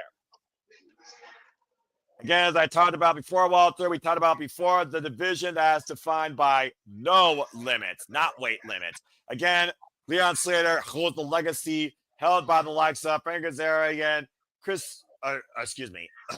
Christopher Daniels, Samoa Joe, Chris Sabin, the most influential X Division champion in company's history, record 10-time X Division champion, Homicide, Douglas Williams, just to name a few people. And of course, you want to talk about most recent people. One Speedball Mike Bailey, Moose, they took the title off of, Ace Austin, Trey Miguel, Zachary Wentz, and of course, Mustafa Ali. You can give Moose the shit for the way the system was. That man elevated this title to the next level this year. Damn right. And of course, Leon Slater elevated his career when he won that title against Moose at Slammiversary and was endorsed by the phenomenal AJ Styles. Let's see, we get a clean break here. I need Slater versus Styles, I'm telling you. Again, the jury is out because we know Styles is also saying that once his stuff is done next year, he's going to wrap up. Currently, exactly. Of course, tag team champion for whatever fucking reason with Dragon Lee. Mm-hmm. Right now, we got Rich Swann and Leon Slater with the lock up here in the middle of the ring. The side headlock being applied here by the X Division champion to the challenger. And the snapmare. And you did talk about earlier, Rich Swann, of course, his resume. He also has a father pedigree in wrestling with much more experience than the young OG Leon Slater. Signed from the UK. Oh my turning point during the UK tour. Did you see how he landed on his feet? Up and around, take Leon Slater with a takeover T. Harris. Can Leon Slater handle this? Wow. Dude, Slater could very well be pretty much looking 20 years into the future if you think about it. Yeah, it's very true. Rich Swann pumping like a pub on prom night. Great drop kick. Right to the chest. Dude, Swann, say what you want. Swann is no slouch. Well, I agree. I never doubted Rich Swann when it came to his ability. I just hate the company he's with. Oh, man. Right? It's the company you keep. Right here with that boot drop. And Rich Swann on the outside to the gourd buster. Now Leon Slater up and over with the plunge on wiping Rich Swann on the outside. And Leon Slater fired up. Good Lord. Taking it to another gear. Thank God this is PLE because that would have went right to commercial. That would have been the perfect spot. Look at the replay here, by the way. Literally launching himself over that top rope. Dude, the speed, too. Definition of speed. The X Division here with the highest velocity right now being led by Leon Slater. Rich Swann, by the way, folks, has 17 years of wrestling experience. Been around the world. No kidding. Nice shot there by Leon Slater, who's only has 6 years of wrestling experience. The youngest in charge that comes to us from, of course, Bradford, England, in the UK. Running in with that boot, turning Rich Swann sideways. And throws him out of the corner. He's only 21 years old, by the way. Put that in perspective. Dude, he's got a hell of a future ahead of him. I mean, if he sticks with TNA, I think I see a future champion. I mean, again, the jury is out whether or not he or J.Von Evans will live forever. As, of course, after this match, regardless, Leon Slater and J.Von Evans will be challenging Retribution for the NXT Tag Team Championships at Gold Rush. Double kick, rolling in, jumping, clothesline by Rich Swann takes down the champion. To be young again, man. Whew. Rich Swann, by the way, 34 years of age, 15 years older than Leon Slater. Dude, he's still at that age where his body can recover. He can get up with no aches, no pains. And of course, you did mention former Impact World Champion, 183 days. Former Impact X Division Champion, 194 days. Former WWE Cruiserweight Champion. Dude, Rich Swann was Mr. TNA during the pandemic. You got to give him that. If he was Mr., Deanna Purrazzo was Mrs. Long as she fucking ran. She advances over Trish Adora, yay. In the Ring of Our Women's Pure Championship Tournament. Nice chop by Rich Swann. Leon Slater giving Rich Swann one in kind. Another knife-edge chop by Rich Swann. And both these men trying to light each other up like Times Square tonight here in Florida at Full Sail University. Now Rich Swann off the ropes, rolling in. Pop up. Oh, under the knees before the splash. Inside cradle, up the leg, and kick out 2. Oof. Up and over. Leon Slater face first in the apron. He's taking a shower now. That was a nasty landing, by the way. Could have literally been across the bridge of the nose. What do you want? Okay. Leon Slater right now being checked by medical here at ringside. Dude, he can't see. I'm about to say, did he may have fractured an orbital bone, though? That would have been terrible. He's saying he's okay. I think he's waving. They're asking how many fingers am I holding up. He did answer it correctly. I'm about to say again, a blunt shot to your forehead could lead to a whole lot of negative. I'm fucking Jesus Christ, well, Galarian. I think he kicked him right in the forehead, dude. Did you see that? I think Rich Swann right now doesn't know where he is. He rang his bell. Slater's bell was rung though too when he landed on the apron, lost his footing there, and out to the top rope. Caught him there, a slipper kick. That might be it. We have a new champion. We have a new champion. Connor kick out 2. Whoa. Take a look at the replay here. Watch the way Leon Slater lands. Ooh. Gosh, I think he caught the corner of the steel ring steps practically. Man, maybe it's maybe it blocked some of the impact, but still, that was nasty. Nah, his eye still hit that corner, Noah. Yeah, and again, the last thing we need is Leon Slater having a fractured orbital bone or vertigo or any sort of concussive protocol ahead of that tag team championship match in Gold Rush. Rich Swann trying to take advantage, though, as the Edmonton title is still underway, and Rich Swann might look to exploit that said injury or impairment. Leon Slater up and over, hooking Rich Swann. Caught him. Turning him up and over, running him in, spin out. Oh, man, power slam. A tornado power slam. Hey! All right, Leon realized it. He literally picked his opponent's shoulder off. That should have been a count, and then he realized it and switched the pin. Yeah, great orientation there. Leon Slater with ridiculous revolution power slam. Dude, take a look at that again. Look at the replay, Noah. I'm about to say, I don't think Rich Swann knows he's in Florida, Canada, or California. He may think he's back in London at the UK tournament. Yeah, very possible. No stranger, like you said, Rich Swann world traveled. And Leon Slater right now, still, you see Leon Slater again checking on his vision underneath his left eye. Come on, just do the 450 Swanton already. Up in the fireman's carry, and again, picture perfect shot right above the left eye. With the same eye. Vision. Again, Leon Slater not know where he is. Rich Swann, though, deep roll up. Kick out 2 by the champion. Dude, we almost had a new champ. Whoa. Says Rich Swann on the outside. Of course, Tiger joins his hands via pinfall submission inside the ring. Now Swann back inside. Slingshot. Cutter! Slingshot cutter. That was nice. Champion time again. Back press. Look at the front leg. Kick out 2. Yeah. Woof. That was nice. That was very nice. Again, Leon Slater, explosive counter offense when needed. Now looking for something big here. Hooking Rich Swann. Leon trying to step over. Oh. Step through and nodded his step. Look at the way Rich Swann holds his arms to the inside of his body. Smart. Ooh. And then hit him right in the eye again. Swann right now, again. Think about this, too. The longer the match goes on, or the sweatier somebody becomes, and then the sweat gets in the eye, too. That's double blind. Again, double kiss to the head, turning it around into the net breaker, though, and that's a great point, Walter, because sweat will burn that vision. Mm-hmm. The house call there by Rich Swann, the mule kick. Now Slater's down, Rich Swann's up, and Rich Swann looking to fly tonight high in Florida. Cross body! Hook of the leg! Do we have a new champion? Kick out again by Leon Slater. Why did Slater jump up with it? He was probably trying to catch him again in a cutter like he did before. Let's not forget, trying to scout Rich Swann, but to your point, the impairment of his vision probably took too much out of the champion to counter. Yeah. That was worse for Leon Slater because he was getting up. His body hit the man harder. Mm-hmm. Dude, his eyes. That's the story of the match now. Rich Swann probably was looking for that handspring cutter. And Leon Slater immediately grabbing the leg of his challenger. And then chop. That fish chop, open palm strike exchange here right now. Both men testing their Bushido, their fighting spirit.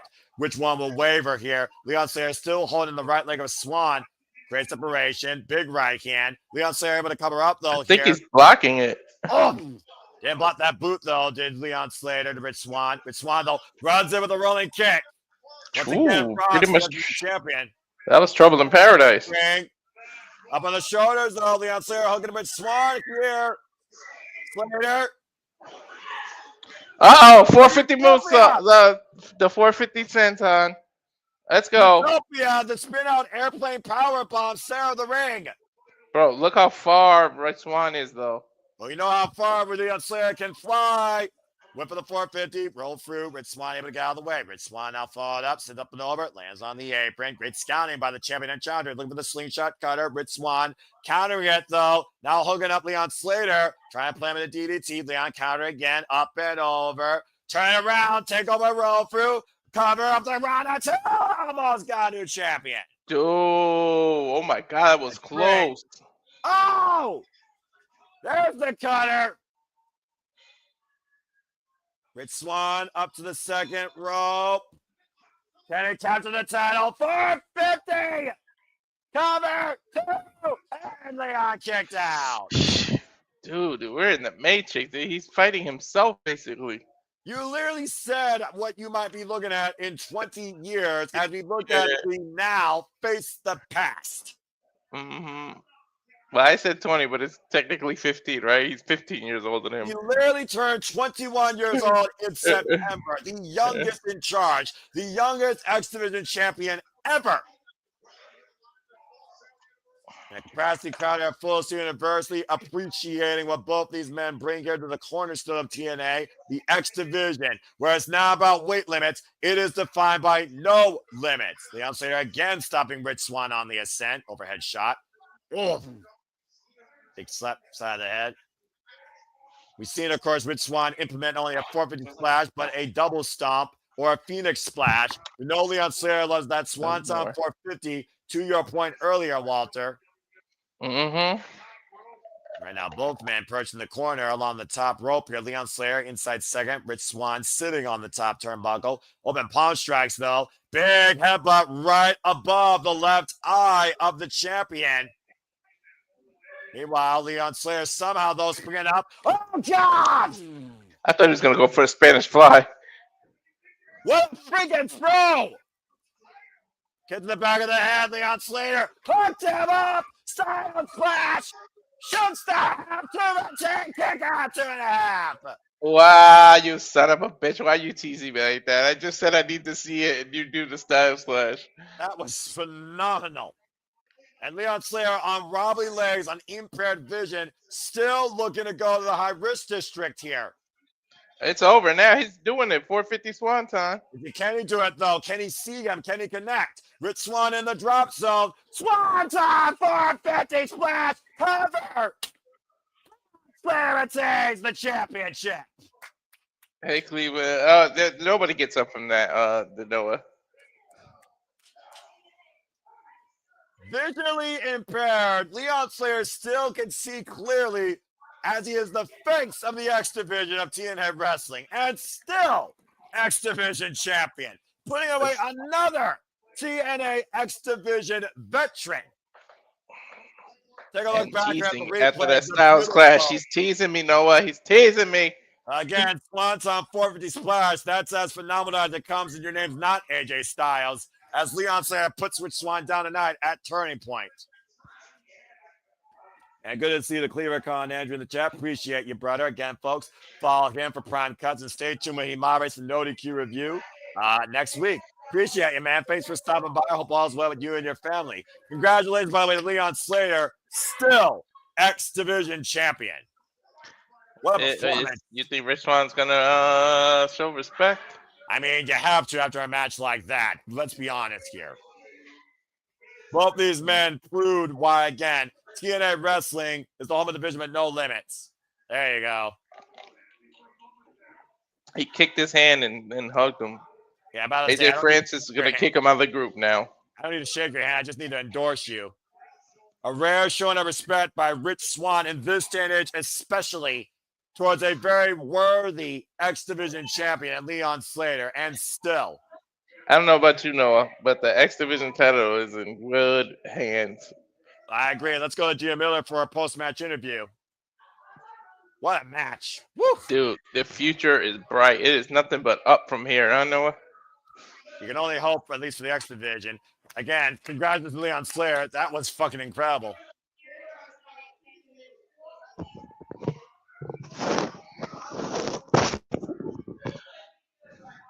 And of course, he lost a family member. So this was for a passing for Valerie Slater, who passed away.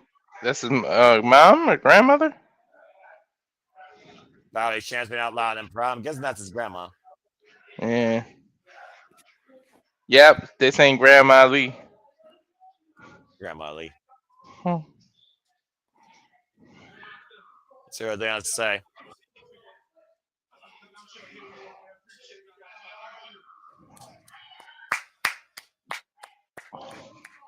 I appreciate it. Thank you.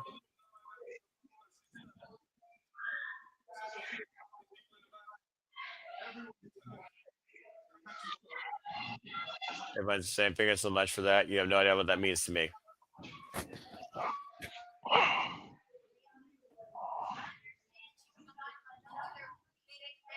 And of course, we got another paper match coming up on NXT. I mean, she lived a good life. What, 84, something like that. Yeah. The Wild 2025.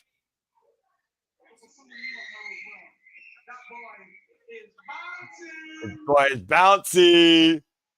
Javon Evans. Been a wild year for Leon, Javon, and me, Gia Miller. Dude, that eye is bothering him. Do you see that? Yeah, exactly. Again, I really hope he didn't fracture an orbital bone, or maybe bruised it.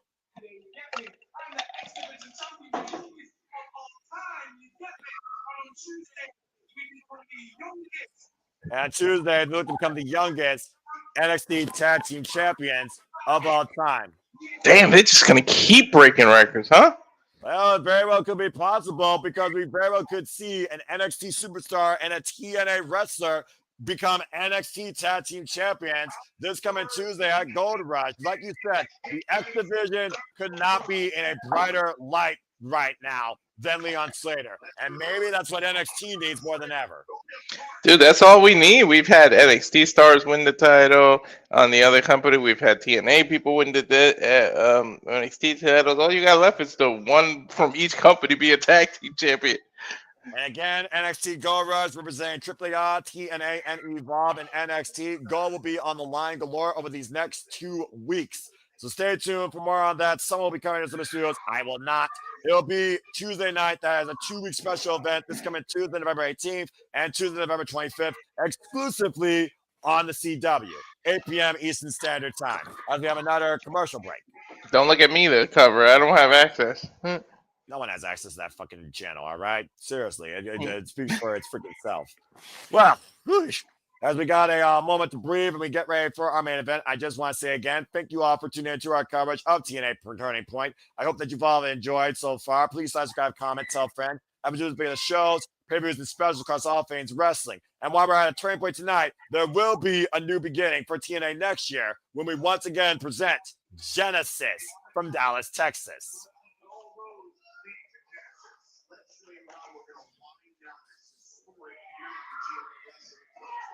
And again, Walter, as we wrap up the year for TNA Wrestling, Final Resolution will be our last TNA coverage this year. That is December 5th, as there's only a couple more dates for TNA Impact this calendar year before we bring back on your screens with TNA with Genesis in Dallas, Texas in January 2026. So everybody that's been involved in the TNA League, you have this show and Final Resolution left. Before I show you the winner, for anybody that's tuned in and stay through our final results. And as always, thank you all for tuning in. Again, we do this to be a show, special papers across WWE, NXT, TNA, ROH, AEW, and Iron Man Promotions. In a night where we saw the Heart not quit, Indi Hartwell was able to beat Dani Luna. we also have an internal investigation going on. We saw Jake Something beat the hometown man and Vance Warner. Leon Sarah over Cambridge Swann held the X Division Championship. The TNA Knockouts Tag Team Championships are still inspired. The Inspiration beat Layling Lee and Zara Brookside and Mila Moore, as Tessa Blaine was not clear to compete, and Victoria Crawford. We also, of course, saw the Rascalz return home in full, but Desmond Xavier's return as the Rascalz beat the system, and Kelani Jordan beat M by Elegance, still holding the TNA Knockouts World Championship, as the Order 4 beat Cedric Center and the Hardys, and AJ Francis beat B.D.E. Who the fuck cares? It all comes down to this.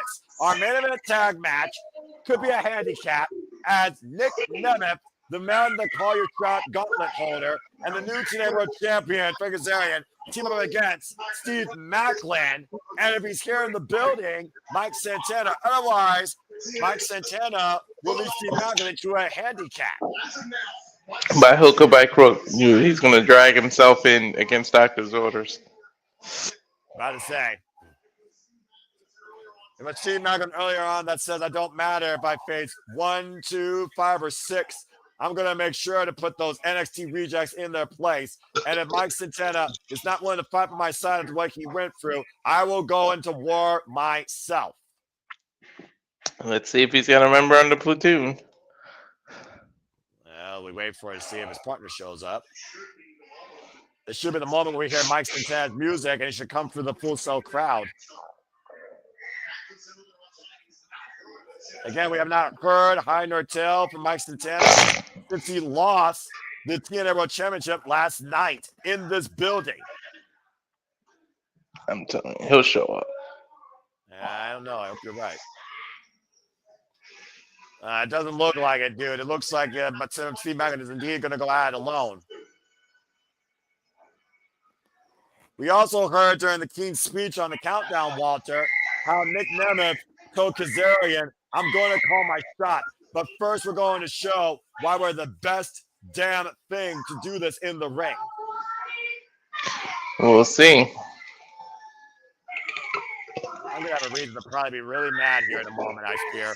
And you see his little brother, Ryan Nemeth, holding the Call Your Shot Gauntlet trophy, now solely in possession of Nick Nemeth after Frankie Kazarian called his shot last night.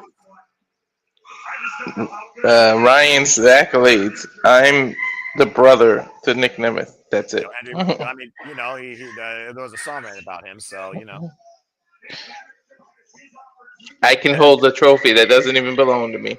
Well, either way, Nick Nemeth still holds the opportunity where even tonight he could call his shot for the TNA World Championship or even the TNA National Championship. Let's not forget when Steve Maclin arrived, Nick Nemeth arrived, Walter. It was Steve Maclin that met him first. And here comes the new TNA World Champion and the heart of this controversy, now of this internal investigation being ran by TNA President Carlos Silva. Let's see what this investigation turns out. It's going to be an interesting story. I mean, again, the fact that these two have been bonded by the TNA World Championship pursuit since last year at Slammiversary when Nick Nemeth pinned Frankie Kazarian to win the TNA World Championship, that can't be lost in sight either. Although Frankie Kazarian's been going at this now for 20-plus years, a true TNA OG who finally won the big one, seizing his opportunity last night, created by NXT.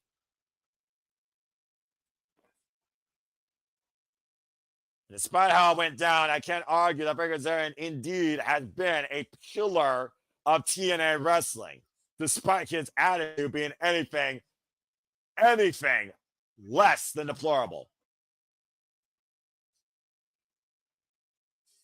The fact that this man ruined Slammiversary, made it all about himself, and now holds the cornerstone of TNA wrestling is also not begotten on me as well. He's the guy that allowed Trick Williams' ass to leave that title at Slammiversary. I'll play Carl Silva for playing Kaz as prime suspect number 1 if he hasn't already.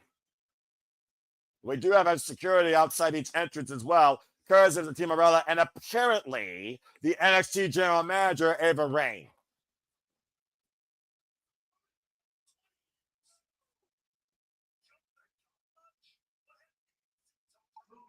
And even Tom Hannigan agrees with my freaking dismay for this situation. The fact What, that innocent until proven guilty? Yeah, I'm about to say, I mean, I don't blame Tom Hannigan for believing that Kazarian's been the freaking mastermind behind this. You even pointed that out yourself. 20 years this damn man's been going at it. Looks like just me. So, screw it. Oh, well, Maclin save will go down, blaze the glory. He would be the only man that would literally take down an army. Here we go, Walter. No surprise to anybody that Steve Maclin would be the man to hold the line, even by himself. Do they still have to tag in and out? Because Maclin is by himself. Speaking, this is a handicap as the bell has rung, and Maclin's going to tag him back 2 men at once. The Skeleton is there on the outside. Wiping out the TNA World Champion. Now looking to wipe out Nick Nemeth, and does so with the Skull on the opposite side, as Steve Maclin has wiped the field out for now.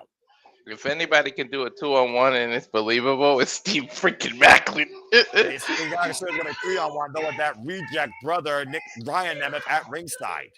Oh yeah, that's right. The obnoxious man. Ooh. Big right hand there by Steve Maclin to Nick Nemeth. The big loser. That's what he is. Hoisted up with the Olympic slam. Now Maclin going into the cover. Gets a 2 count. He does I that. still can't help but think, will Frank Kazarian and Nick Nemeth actually coexist? Will they work together? Or will one leave the other high and dry? Well, they end up fighting and they call the shot because we still got about, if it lasts to 11, you got like 29 minutes. Oh, please no. And right now, Ryan Nemeth might see that Nick Nemeth might be in Maclin's crosshairs, but Kazarian wiped out, though, as Maclin looks to tag him, bag him. Come on, the crosshairs is Nick Nemeth. There's enough cover, and Ryan puts his big brother's foot on the bottom rope. Son of a bitch. Can we get this son of a bitch? He has nothing to do with nothing. Can we get him back, to the back? The most obnoxious thing not named Victoria Crawford in TNA wrestling history. Oh, wait a minute. Hold on. Remember, Sade was confronted by this idiot backstage. Wet hair and all. So what the hell is this about? And then I'm about to say, you want a judgment now? Oh, super champ, Sade Ryan Nemeth. No man deserves it more than him. About to say, that's the best beauty shot I ever got in life. And now we got Steve Maclin and Nick Nemeth involved one-on-one here. Kazarian, though, drops Steve Maclin, face was on the apron, swinging a miss. And Steve Maclin, driven into the steel ring steps. Let's not forget Steve Maclin took the TNA National Championship from Frank Kazarian at Bound for Glory. So Maclin got some help at least. Famous serve by Nick Nemeth to Steve Maclin. Now on the cover, sits in a kick at 2 by the TNA National Champion. Boy. But now we got a 2-on-1 that's truly going to come into play here because you suffer Kazarian with the nod to Nick Nemeth. So it looks like, Walter, both men have a common game plan here. It's at least it's 2-on-1 and not 3-on-1 because it really was going to be 3-on-1. Yeah, you're not wrong from that hindsight. I'll give you that. The Irish. Remember, Steve Maclin. Go ahead, Walter. Eventually, remember, Frankie's got something that Nick wants. Cover. And Nick Nemeth has already been there. Frank Kazarian just got here for the first time ever in his 20-plus year career. And it took NXT fucking rejects and Robert Stone to make it happen. And Nick Nemeth somehow attacked backstage prior to all that fucking fact. And Nick held on to that title for a while, too. Yeah, I can understand, though, why Mike Santana is so despondent right now to TNA. Thinking TNA gave him everything, and maybe TNA took everything from him. Again, was it TNA that did this? Was it NXT that did this? Was it NXT and TNA that caused this? Who truly is at fault here? I still say don't trust anything related to WWE. Guys, there's a investigation. I can't wait to see the results of that. Big scoop slam and Kazarian off the second rope. Springboard leg drop. On the cover, on the TNA champion, gets a 2 count. And again, whether Mike Santana will show his face again in TNA wrestling is a whole different conversation. Pay attention to how Frankie tagged Nick. I'm about to say, you talked about these two egos working together. And again, one man has it, the other man can call a shot for it. Does Full Sail University, is the arena even big enough to hold these two egos together? All ego even Page can't even work on your NXT on Tuesdays with his ego in that building alone. So the answer is no. Jumping elbow drop by Nick Nemeth. Here's the cover, like a diesel cover with a flex. Gets a 2 count on Steve Maclin. Steve Maclin, of course, the only ever two-time TNA International Champion, might I add. The inaugural champion who won that Unbreakable in the conclusion of the inaugural TNA International Trios Tournament.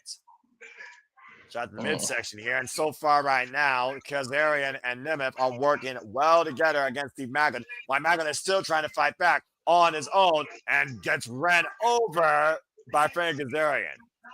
I mean, Maclin's a big guy. He's a tough guy, but no, man, it's hard to survive a handicap match when you're on your own, man, no matter your size.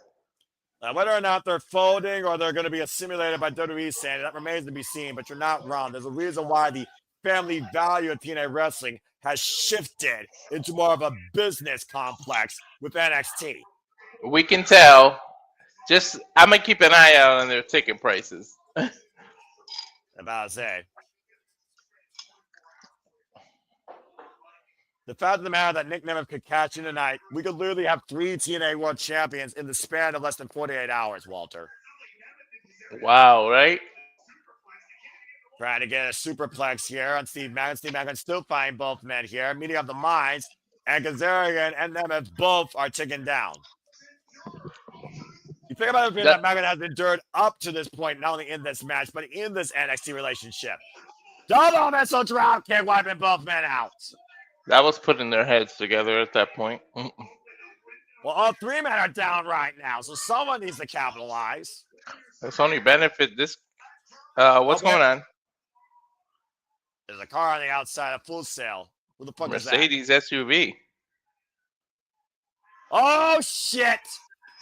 What did I tell you? What did I tell you?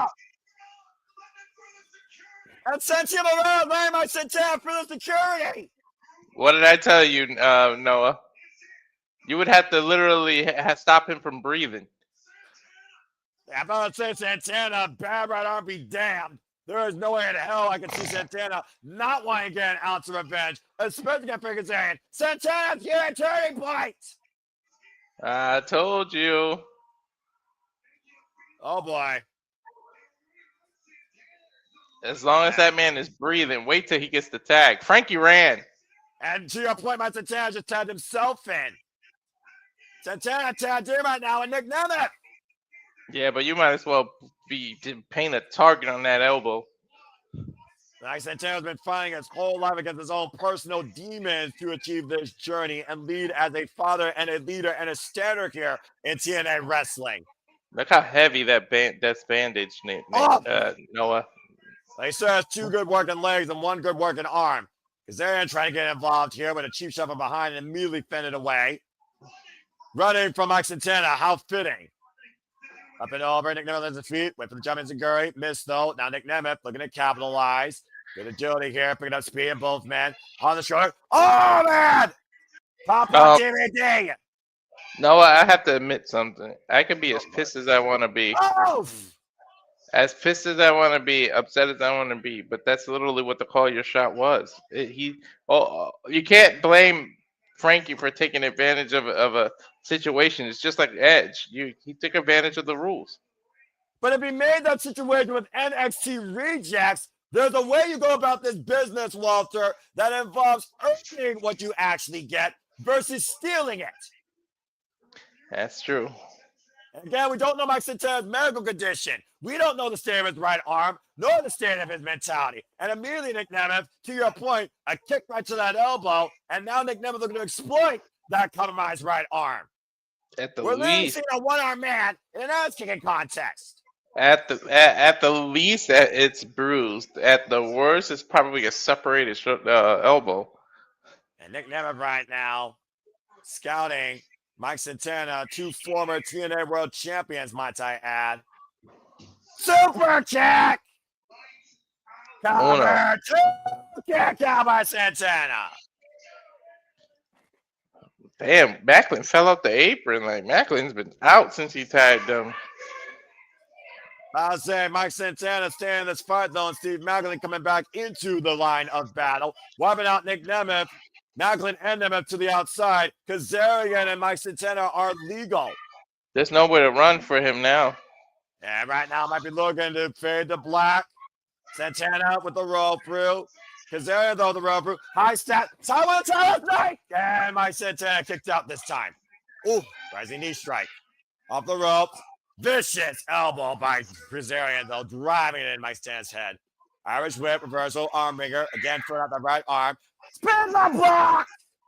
Ow. But the pain on Mike Santana's face, to your point. Slow up on the cover. Lays it. Doesn't look at it like Mike Santana just finished the world champion.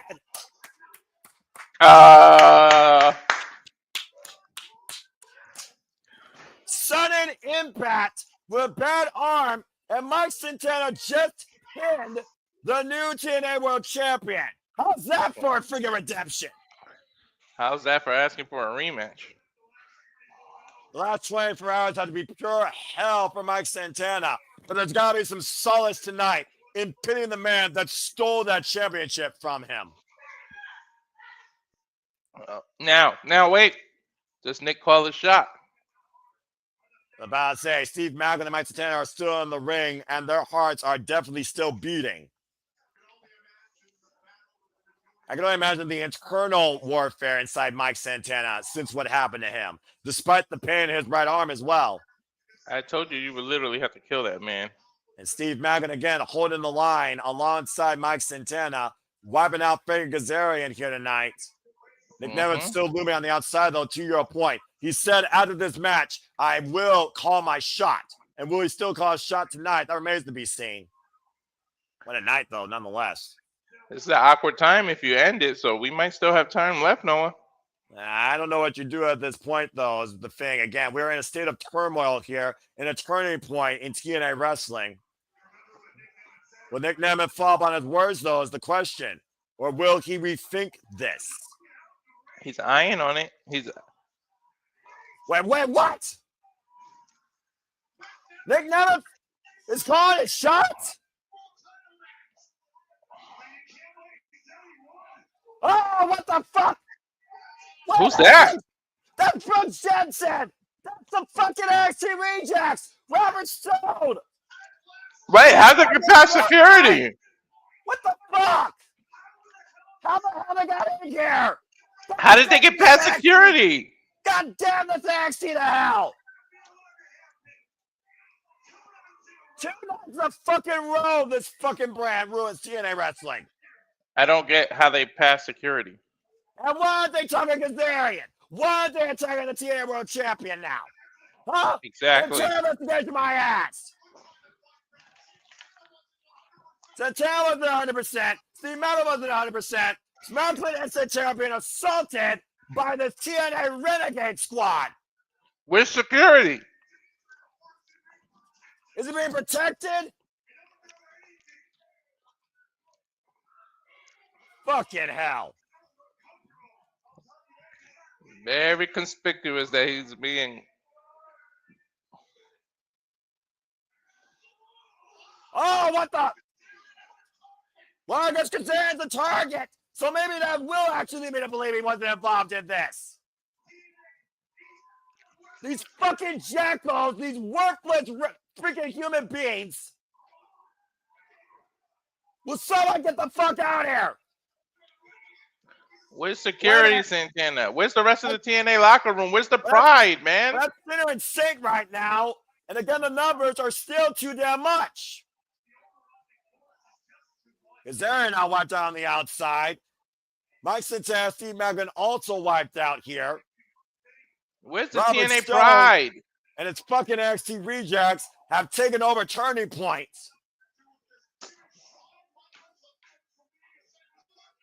Shawn Michaels even saying he was looking into this shit.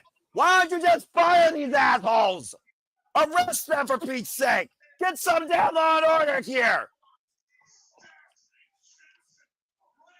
Stacks and Jensen, Lexington King, Charlie Dempsey, and Brooks. The team around right now in the face of Stacks. Oh my God, they're gonna attack Santana.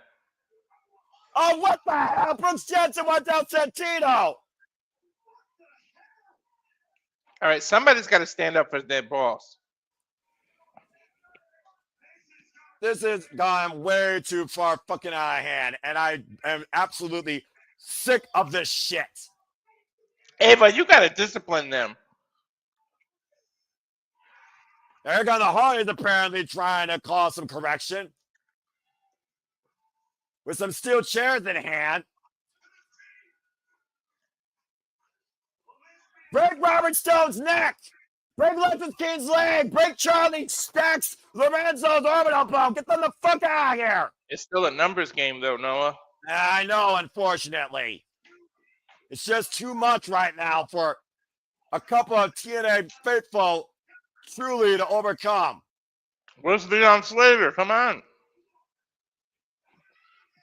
This is utter bullshit. Yeah, Chris said it. Who the hell's going to save TNA at this point? They're at WWE's mercy, and there won't be any.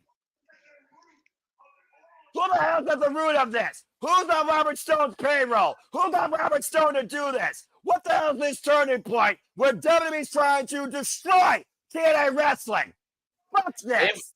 Ava's still not clear, in my opinion.